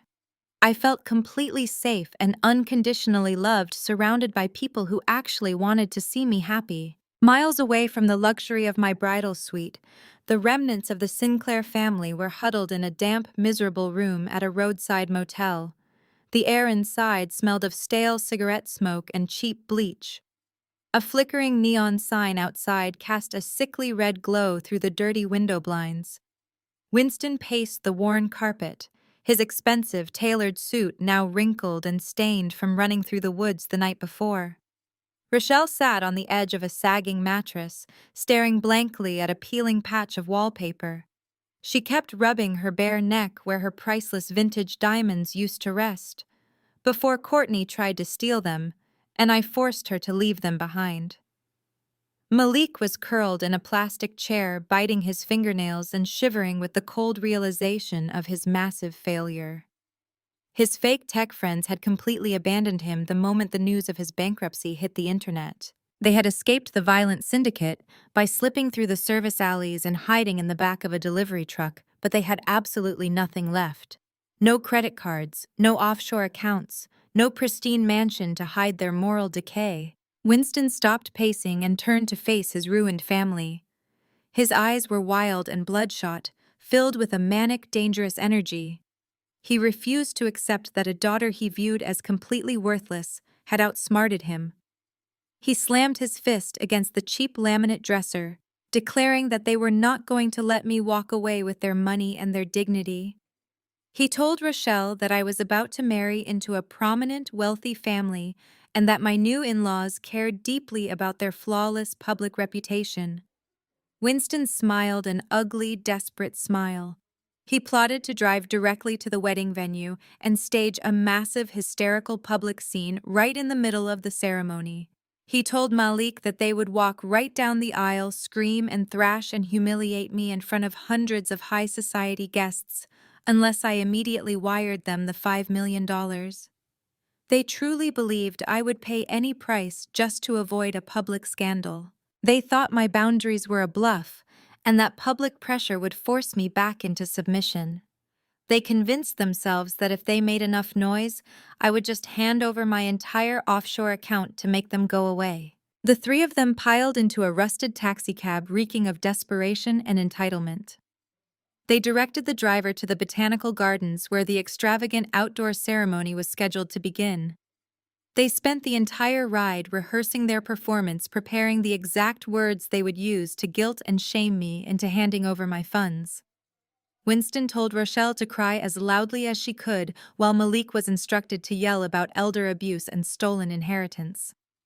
When the cab finally pulled up to the magnificent wrought iron gates of the venue, Winston practically kicked the door open. He straightened his ruined jacket and marched toward the entrance, expecting the staff to cower and immediately grant him access. He could hear the beautiful string quartet playing from inside the gardens. Rochelle practiced her weeping victim face while Malik stood behind them, ready to play the wrongfully ruined brother. They marched right up to the welcome podium, but the hostess did not even look at them.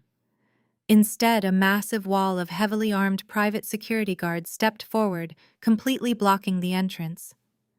The guards wore dark tactical gear, and their hands rested easily on their equipment.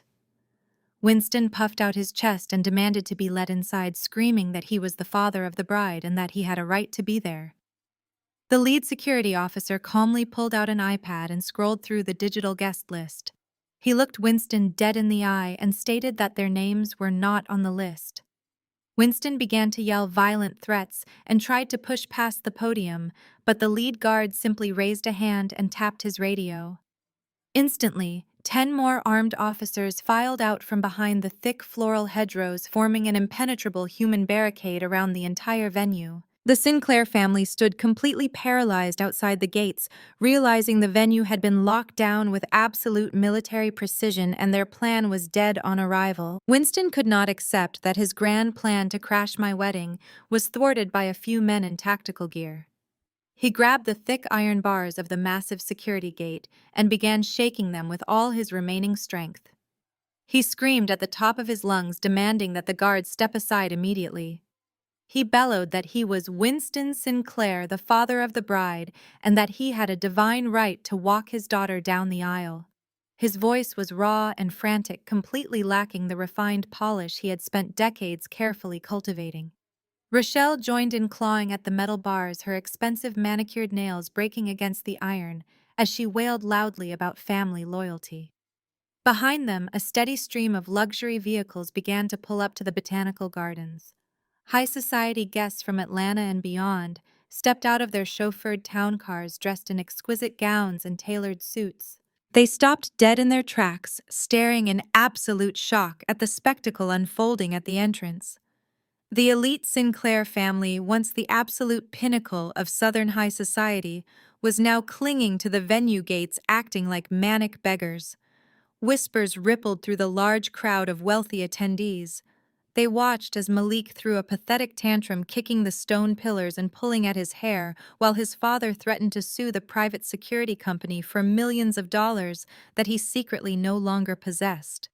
The pristine, flawless image Winston had ruthlessly protected at the cost of my entire childhood was currently being pulverized in front of the exact people he wanted to impress the most.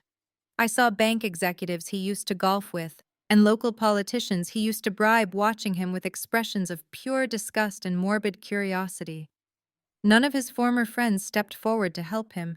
They just stood there in their expensive clothes, watching the majestic Sinclair legacy burn to the ground. The heavy wooden doors of the main conservatory opened, and the lively chatter of the gathering crowd instantly died down.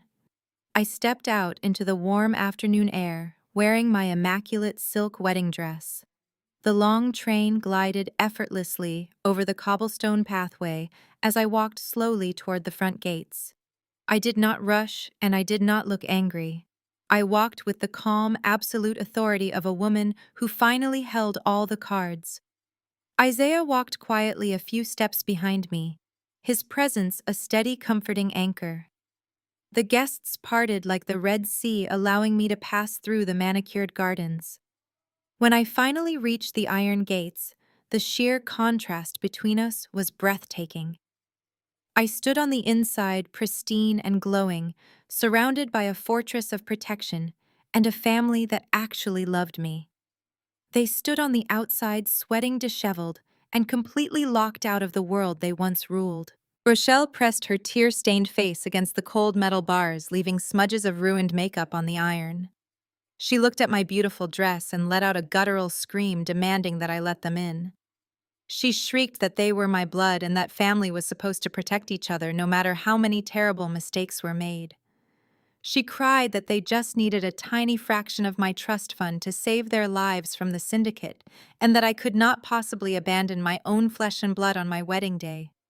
She begged me to tell the guards to open the gates so they could hide inside the venue, away from the dangerous men who were hunting them. She pleaded with me to remember the Sinclair name and save them from complete public humiliation. I stood mere inches from the gate, looking directly into my mother's panicked, terrified eyes. I did not argue with her. I did not scream or justify my actions or bring up the past. I calmly reached into a small silk pouch hidden in the folds of my wedding gown. I pulled out a thickly folded legal document and slid it perfectly through the narrow gap in the iron bars. Winston instinctively grabbed the paper, his hands trembling violently. He ripped it open, hoping it was a blank check or a wire transfer confirmation, or some kind of last-minute financial salvation. Instead, he stared down at a formal federal subpoena. His jaw dropped, and the remaining color completely drained from his face, leaving him looking like a hollow shell of a man. Before Winston could even process the heavy legal words printed on the page, a piercing sound shattered the quiet, elegant afternoon. The loud wailing of multiple sirens echoed down the long private road leading to the botanical gardens. Three dark, unmarked vehicles with flashing blue and red lights pulled up aggressively behind the crowd of guests, tires screeching against the pavement. Federal agents wearing dark windbreakers stepped out of the vehicles, moving with immediate and terrifying purpose. They flashed their badges and ordered the crowd to step back. They marched directly toward the gates, completely surrounding my father, my mother, and my brother. The agents quickly moved in and grabbed Winston by the arms, forcing his hands behind his back. The high society guests gasped and pulled out their phones, recording the spectacular downfall of the Sinclair empire as Malik began to weep uncontrollably. Rochelle slumped against the iron gates, sobbing as an agent approached her. I looked through the iron bars at the man who had happily sold my future to fund his own massive ego. I kept my voice perfectly level so that every single wealthy guest could hear exactly what I had to say. I told Winston that I did not just take my money back. I explained that as a forensic auditor, I was legally obligated to report massive tax fraud to the IRS. The silence that followed my words was heavy and absolute. Winston stared at me through the black iron bars, his mouth opening and closing like a suffocating fish. He could not comprehend that the quiet, obedient daughter he had bullied for nearly 3 decades was the architect of his total destruction. The lead federal agent stepped forward and roughly pulled Winston's arms behind his back, the sharp click of heavy metal handcuffs cutting through the warm afternoon air. The agent read him his rights in a booming voice that echoed across the manicured botanical gardens. He officially charged my father with multi-million-dollar wire fraud, corporate embezzlement, and massive tax evasion. 2 more agents descended upon Malik, who was currently curled into a pathetic ball on the pristine cobblestone driveway. My golden child brother screamed and kicked like a spoiled toddler, begging the federal agents to let him go. He cried that he had absolutely nothing to do with the offshore accounts, and tried to blame the entire fraudulent scheme on our father. He shrieked that he was just a tech entrepreneur and that Winston was the one who forced him to funnel the stolen trust fund money into fake shell companies. Winston looked down at his precious son in absolute shock, watching the boy he had worshipped and protected his entire life throw him directly under the bus just to save his own skin. The agents did not care about their petty betrayals or their desperate excuses. They hauled Malik to his feet and slapped tight metal cuffs on his wrists, dragging him kicking and crying toward the waiting police cruisers. The wealthy guests who had arrived to celebrate my wedding were now watching the ultimate high society scandal unfold right before their very eyes. Women in designer gowns gasped and covered their mouths while prominent businessmen quickly stepped away, wanting absolutely nothing to do with the radioactive Sinclair name.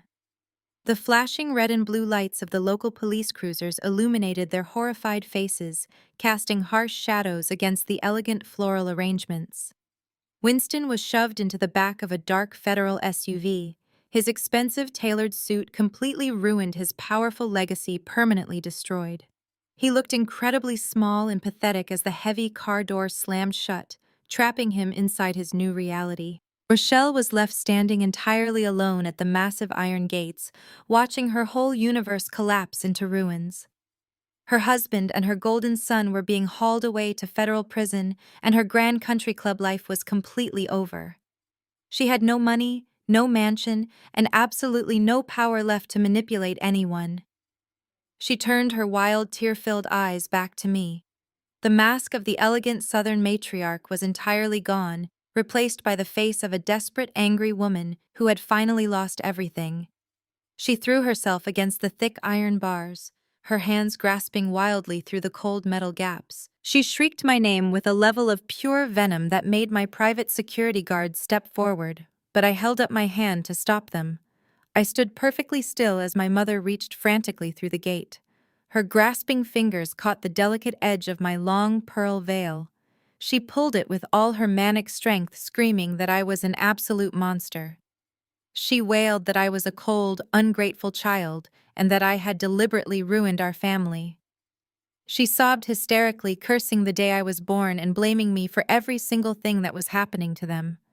The fine silk and expensive lace tore with a loud ripping sound as she tried to yank me toward the metal bars, hoping to inflict just one last piece of physical or emotional damage. I did not flinch, and I did not take a single step back. I felt the heavy tug on my hair, but I remained completely grounded and perfectly calm. I slowly reached up to my hair and smoothly unclipped the heavy jeweled comb that held the torn veil in place. I let the ruined fabric slip through my fingers and fluttered down to the dirt right at her feet. I looked down at the woman who had spent my entire life making me feel incredibly small, and I felt absolutely nothing but cold, sharp peace. The invisible chains of guilt and shame she had wrapped around my neck for my entire life were finally broken. I looked directly into her frantic, bloodshot eyes and told her, "No, Mother. I did not ruin this family. I just audited it." I turned my back on the screaming woman clutching the iron bars. I did not look back at the flashing police lights, or the gasping crowd of wealthy guests, or the dark SUVs driving away with the men who had tried to steal my future. I left Rochelle sobbing into the dirt, clinging to a torn piece of wedding lace that she could never use to control me again. I walked slowly and deliberately back up the beautiful stone path toward the grand conservatory where my new family was waiting for me. Isaiah stepped forward and gently took my hand, his eyes filled with absolute pride and unconditional love. The string quartet began to play a beautiful, soft melody that floated through the warm afternoon air, welcoming me into my new life. I walked inside the magnificent glass building, leaving the Sinclair name and all its toxic history completely behind me forever. The heavy glass doors clicked shut behind me, and instantly the chaotic symphony of sirens and screaming was replaced by a profound and absolute silence. I stood in the foyer of the conservatory for just a moment, letting the reality of my freedom wash over me. The air inside smelled of blooming jasmine and fresh rain. Isaiah was waiting for me at the edge of the floral archway. He did not ask any questions about the noise outside. He simply looked at my face, saw that the shadow that had followed me my entire life was completely gone, and offered me his hand. The gentle melody of the string quartet swelled as we walked together toward the main garden where our guests were seated. When the double doors opened to the ceremony space, the afternoon sun washed over everything in a warm, golden glow. Tradition dictated that a father should walk his daughter down the aisle to give her away like a piece of property. But I had no father to give me away, and I was no longer a piece of property to be traded for social currency. I walked down the aisle entirely alone. Every step I took on the white petal-covered runner felt like a deliberate claim to my own independence. My silk dress flowed behind me unhindered by the grasping hands of toxic relatives. I looked at the faces of the people gathered in the wooden chairs. There were no pretentious country club elites judging my appearance, and no fake socialites whispering behind their hands. The crowd was made up of my true friends, Isaiah's large, boisterous family, and the loyal mentors who had supported my career from the very beginning. Halfway down the aisle, Isaiah stepped forward to meet me. He reached out and took both of my hands in his. His grip was warm and solid, grounding me in the present moment. We walked the rest of the way together side by side as equals. The ceremony was brief, but deeply emotional. We exchanged vows that we had written ourselves promising to protect each other's peace and build a foundation based on honesty and mutual respect. When the officiant finally pronounced us husband and wife, the garden erupted in genuine joyful applause. There was no forced polite clapping, just pure celebration. The reception was held on the outdoor terrace under a canopy of twinkling string lights.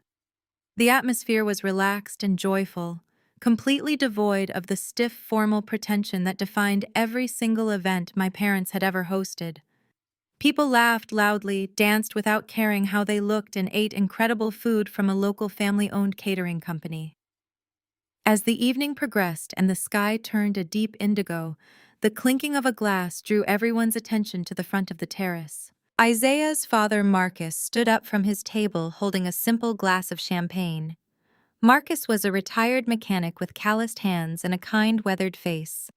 He wore a rented suit that was slightly too loose in the shoulders, but he carried himself with an absolute dignity that Winston Sinclair could never buy. The terrace grew quiet as Marcus looked directly at us. He did not boast about offshore accounts or prestigious golf club memberships. He spoke in a low, steady voice that commanded instant respect. He told the crowd that he had spent his entire life working on engines and getting his hands dirty to provide for his family. He said that he never had millions of dollars to pass down to his children, but he taught them that real wealth had absolutely nothing to do with numbers in a bank account. Marcus looked at me with tears shining in his eyes and told me that real wealth was having a family that stood by you when the engine stalled and the road got dark. He said that true prosperity was found in loyalty, in showing up for the people you love, and in protecting them from harm. He told the guests that he had watched me navigate an incredible storm with grace and absolute strength, and that he was deeply honored to welcome a woman of such immense character into his family. His words were a direct, beautiful juxtaposition to the shallow, greedy philosophy that had ruled the Sinclair empire. Marcus raised his glass and toasted to a lifetime of true riches, the kind that nobody could ever steal or audit away. There was not a dry eye on the terrace. I leaned into Isaiah's shoulder, feeling hot tears of gratitude slide down my cheeks. For the first time in my life, I was surrounded by a family that measured my worth by the content of my character and not the balance of a trust fund. The rest of the night passed in a beautiful blur of dancing and laughter. I felt completely weightless. Late in the evening, as Isaiah and I were sitting at our table watching our friends dance under the stars, I felt my phone vibrate in the small silk clutch resting on my lap. I pulled it out and saw a notification glowing on the screen. It was a text message from Mr. Harrison, the senior attorney who had helped me secure grandmother Josephine's estate and coordinate the federal investigation. The message was incredibly brief, but it carried the weight of absolute finality. I opened the message and read the words glowing in the dark.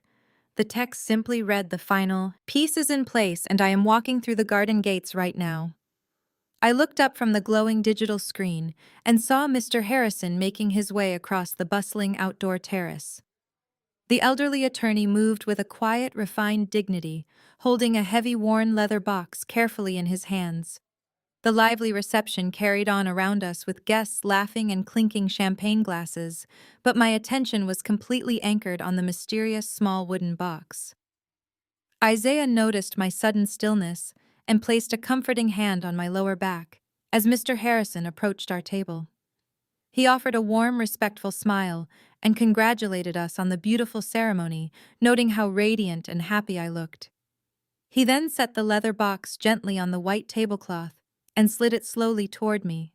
He explained in a hushed tone that this was the final directive of grandmother Josephine's estate, a highly secret provision that he was legally bound by oath to withhold until the absolute moment Winston Sinclair was permanently removed from his position of power. My hands trembled slightly as I reached out and lifted the heavy brass latch to open the lid. Inside, resting securely on a bed of faded burgundy velvet, were 4 thick leather-bound diaries. The covers were worn soft from years of use, and the fragile pages were filled with my grandmother's elegant, sweeping handwriting. Mr. Harrison leaned in and spoke softly so the other guests celebrating nearby would not hear our private conversation. He told me that grandmother Josephine was never blind to Winston's true nature or his deceptive business practices. She knew exactly who my father was, and she knew all about his reckless greed long before the offshore accounts were ever officially created. She had watched him slowly and methodically poison the majestic Sinclair legacy with his insufferable arrogance and his shady corporate dealings. But she also knew that confronting him directly would only cause him to hide his tracks more effectively. I pulled the top diary from the box and opened it to a carefully marked page. The dark ink was slightly faded, but the powerful words were sharp and unmistakably hers. She wrote in great detail about how my parents favored Malik simply because he was weak-minded and easily molded into a corrupt, fragile replica of Winston. She wrote about how they treated me with such bitter, toxic resentment entirely because I possessed the one thing they could never manipulate or buy, and that was a genuine moral compass. Mr. Harrison explained that Grandmother Josephine deliberately structured the massive offshore trust funds with highly complex forensic triggers. She intentionally designed the vast inheritance as a sophisticated maze of financial tripwires, knowing that Winston's uncontrollable greed would inevitably force him to steal it, and knowing that I was the only person smart enough and strong enough to track the stolen money down. My breath caught in my throat as the massive weight of the incredible realization washed over me. My entire childhood struggle, the endless emotional abuse, the constant belittling, and the sheer isolation had all been a carefully orchestrated test of character. Grandmother Josephine knew perfectly well that my parents would make my life utterly miserable, but she also knew that the severe hardship would forge me into a weapon of absolute, undeniable truth. She needed me to experience the absolute lowest depths of their casual cruelty, so that when the time finally came, I would not hesitate for a single second to bring the heavy hammer of justice down upon their heads. She trusted me completely to be the one to cleanse the tarnished Sinclair name and burn away the deep financial rot that Winston had selfishly spread. I gently ran my fingers over her beautiful handwriting, feeling a profound eternal connection to the brilliant woman who had loved me enough to make me fight for my own salvation. I had faced her ultimate trial, and I had passed the test brilliantly. Isaiah wrapped his strong arms around my shoulders as I read through the delicate pages, letting tears of pure emotional catharsis spill down my cheeks. The final lingering traces of doubt I had ever harbored about my place in the world or my value as a person completely dissolved into the night air. I looked up at Mr. Harrison and gave him my very first official directive as the sole, absolute controller of the newly recovered billion-dollar assets.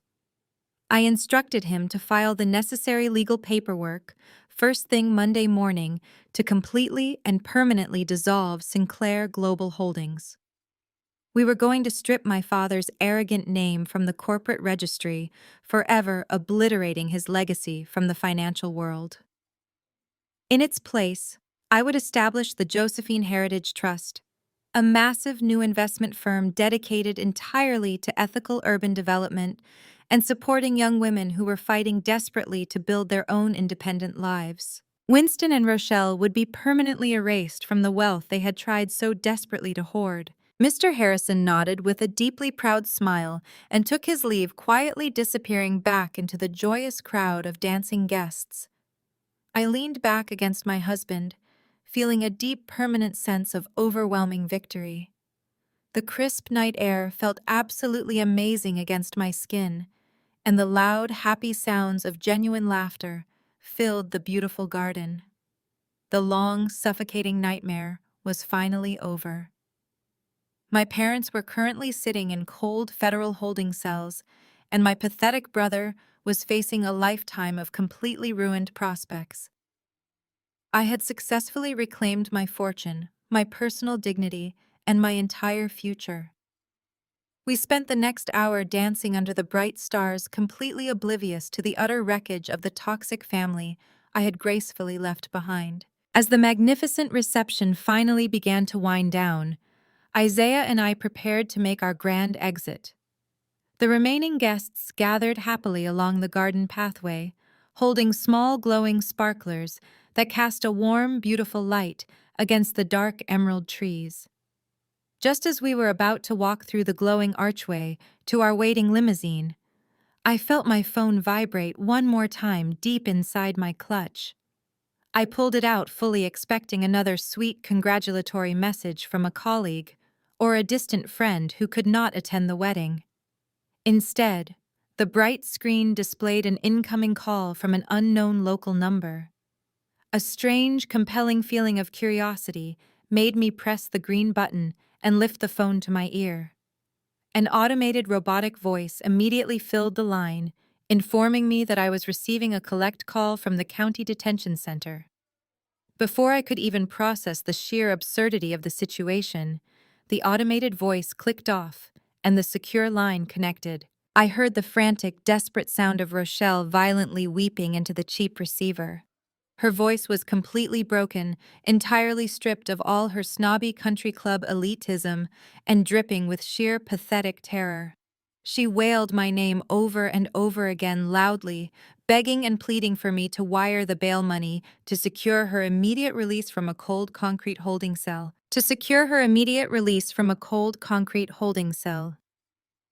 I stood there under the glowing canopy of fairy lights, listening to the manic, frantic breathing fill the silent spaces between her pathetic pleas.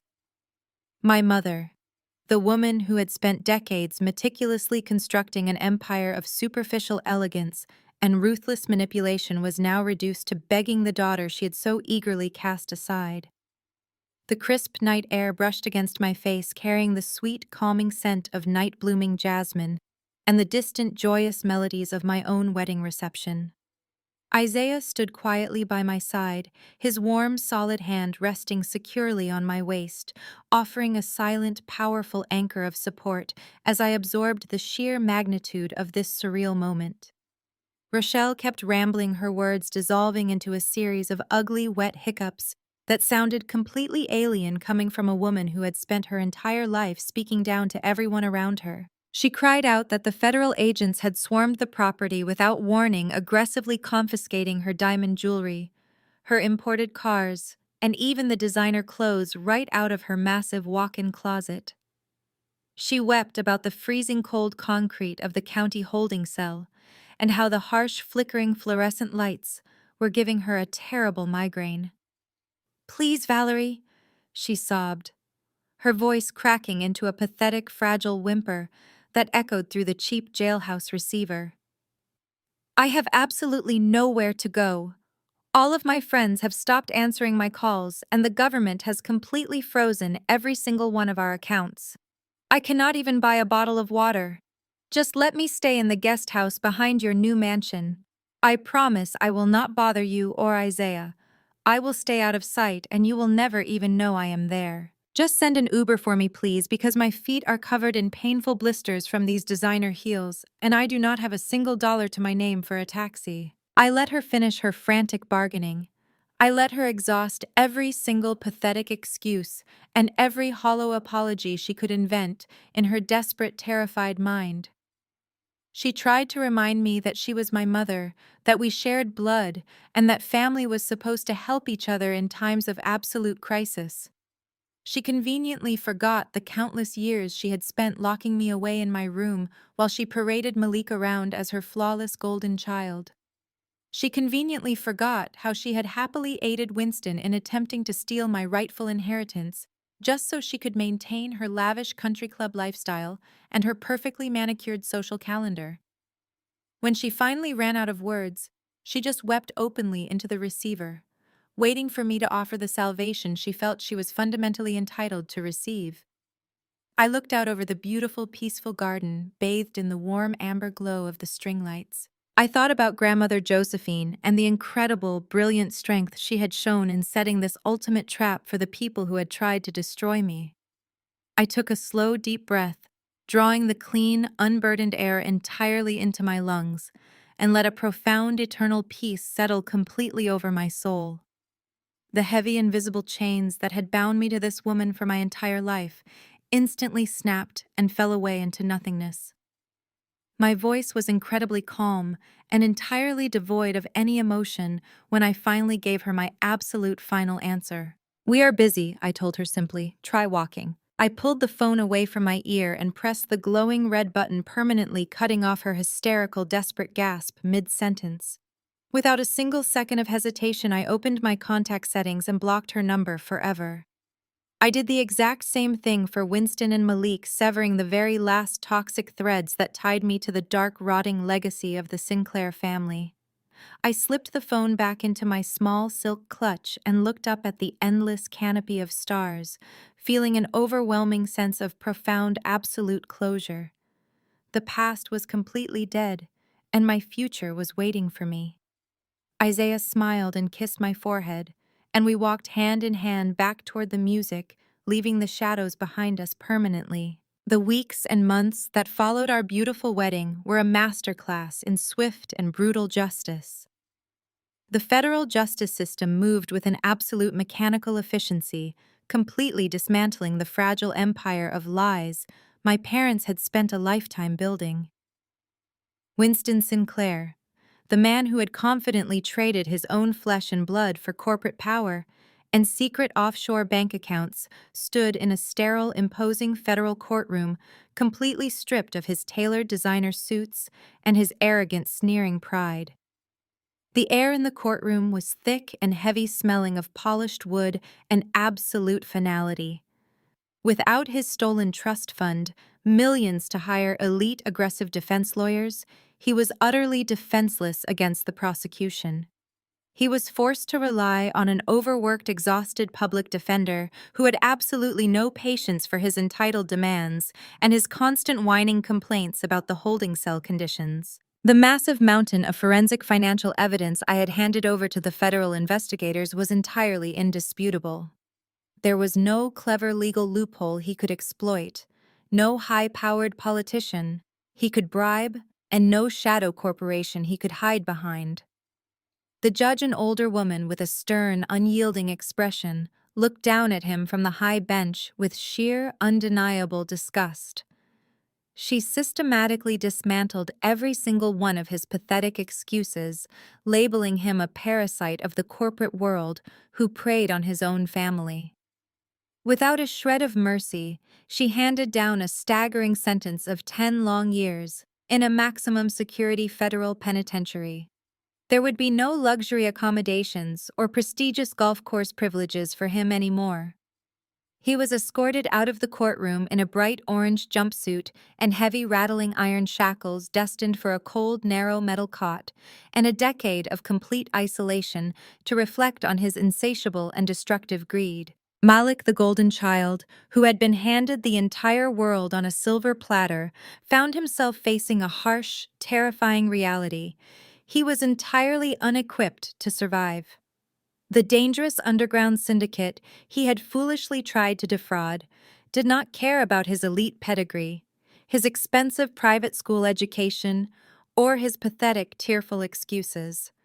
They demanded every single penny of their stolen money back, and they made absolutely sure he understood the severe, violent consequences of failing to pay them on time. Abandoned by our incarcerated parents and completely cut off from any remaining Sinclair assets, my brother was forced to take the only job that would hire a disgraced, desperate man with a pending criminal investigation and no actual real-world skills.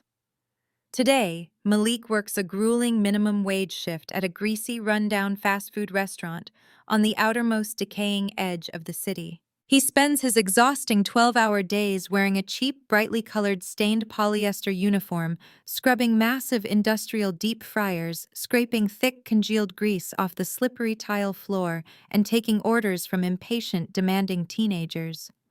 The pungent smell of old frying oil clings permanently to his skin and his hair. His soft, manicured hands, which used to confidently hold crystal champagne flutes at exclusive VIP parties, are now permanently burned, blistered, and calloused from the hot oil and harsh cleaning chemicals. He works frantically, checking his schedule and counting every single dollar just to hand it over to terrifying men who watch him from parked cars across the street, waiting to collect their weekly payment. His entire existence is a permanent and deeply humiliating reminder of the vast empire he threw away for absolutely nothing. Courtney, his greedy and calculating wife who had tried to steal my vintage designer bags before fleeing the roadside motel, experienced her own bitter dose of instant karma.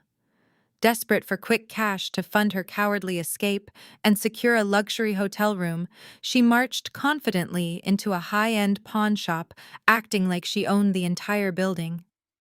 She approached the glass display counter with absolute royal entitlement and slammed her collection of what she believed were incredibly rare vintage bags onto the surface, demanding thousands of dollars in immediate cash while tapping her long, manicured fingers impatiently. The shop owner, a seasoned expert in luxury authentication, picked up the first bag, pulling out his magnifying loupe with a practiced, skeptical eye. He took one brief look at the uneven stitching, the cheap hardware, and the synthetic lining, and laughed right in her face. He loudly and publicly informed her that every single piece she had stolen was a cheap, worthless knockoff. I had known long ago that her insatiable greed would drive her to try to rob me blind, so I had carefully swapped my authentic bags for cheap replicas I bought online months in advance. Courtney refused to believe him, insisting that they were priceless Sinclair heirlooms.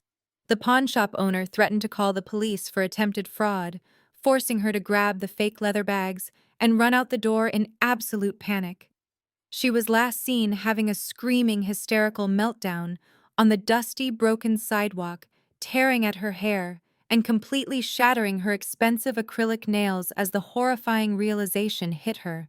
She was utterly penniless, entirely alone in the world, and carrying bags of worthless plastic. And Rochelle, the woman who once ruled Atlanta high society with a diamond-crusted iron fist, was completely and utterly exiled from the only world she ever cared about.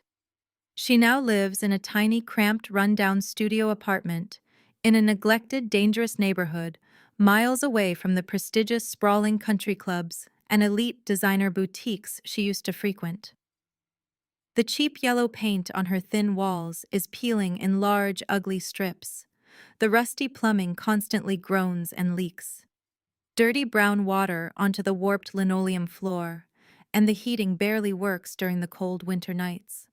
She spends her empty, meaningless days sitting entirely alone by a small, dirty window, staring out at a street littered with trash. She watches the occasional luxury car drive by, desperately hoping to recognize someone, but she is completely ignored by the wealthy socialites who used to flock to her lavish, extravagant parties. Her phone never rings, and her inbox is completely empty. She has no power, no status, no wealth, and absolutely no one left to manipulate or control. The deafening silence of her tiny apartment is a fitting permanent prison for a woman who only ever loved the sound of her own voice, praising her own false greatness. She is a forgotten ghost, haunting a life she despises. As for me, I finally have the beautiful, peaceful life I was always meant to live. The Josephine Heritage Trust is thriving beyond my wildest expectations, bringing real positive change to the city and honoring the brilliant grandmother who gave me the tools to save myself.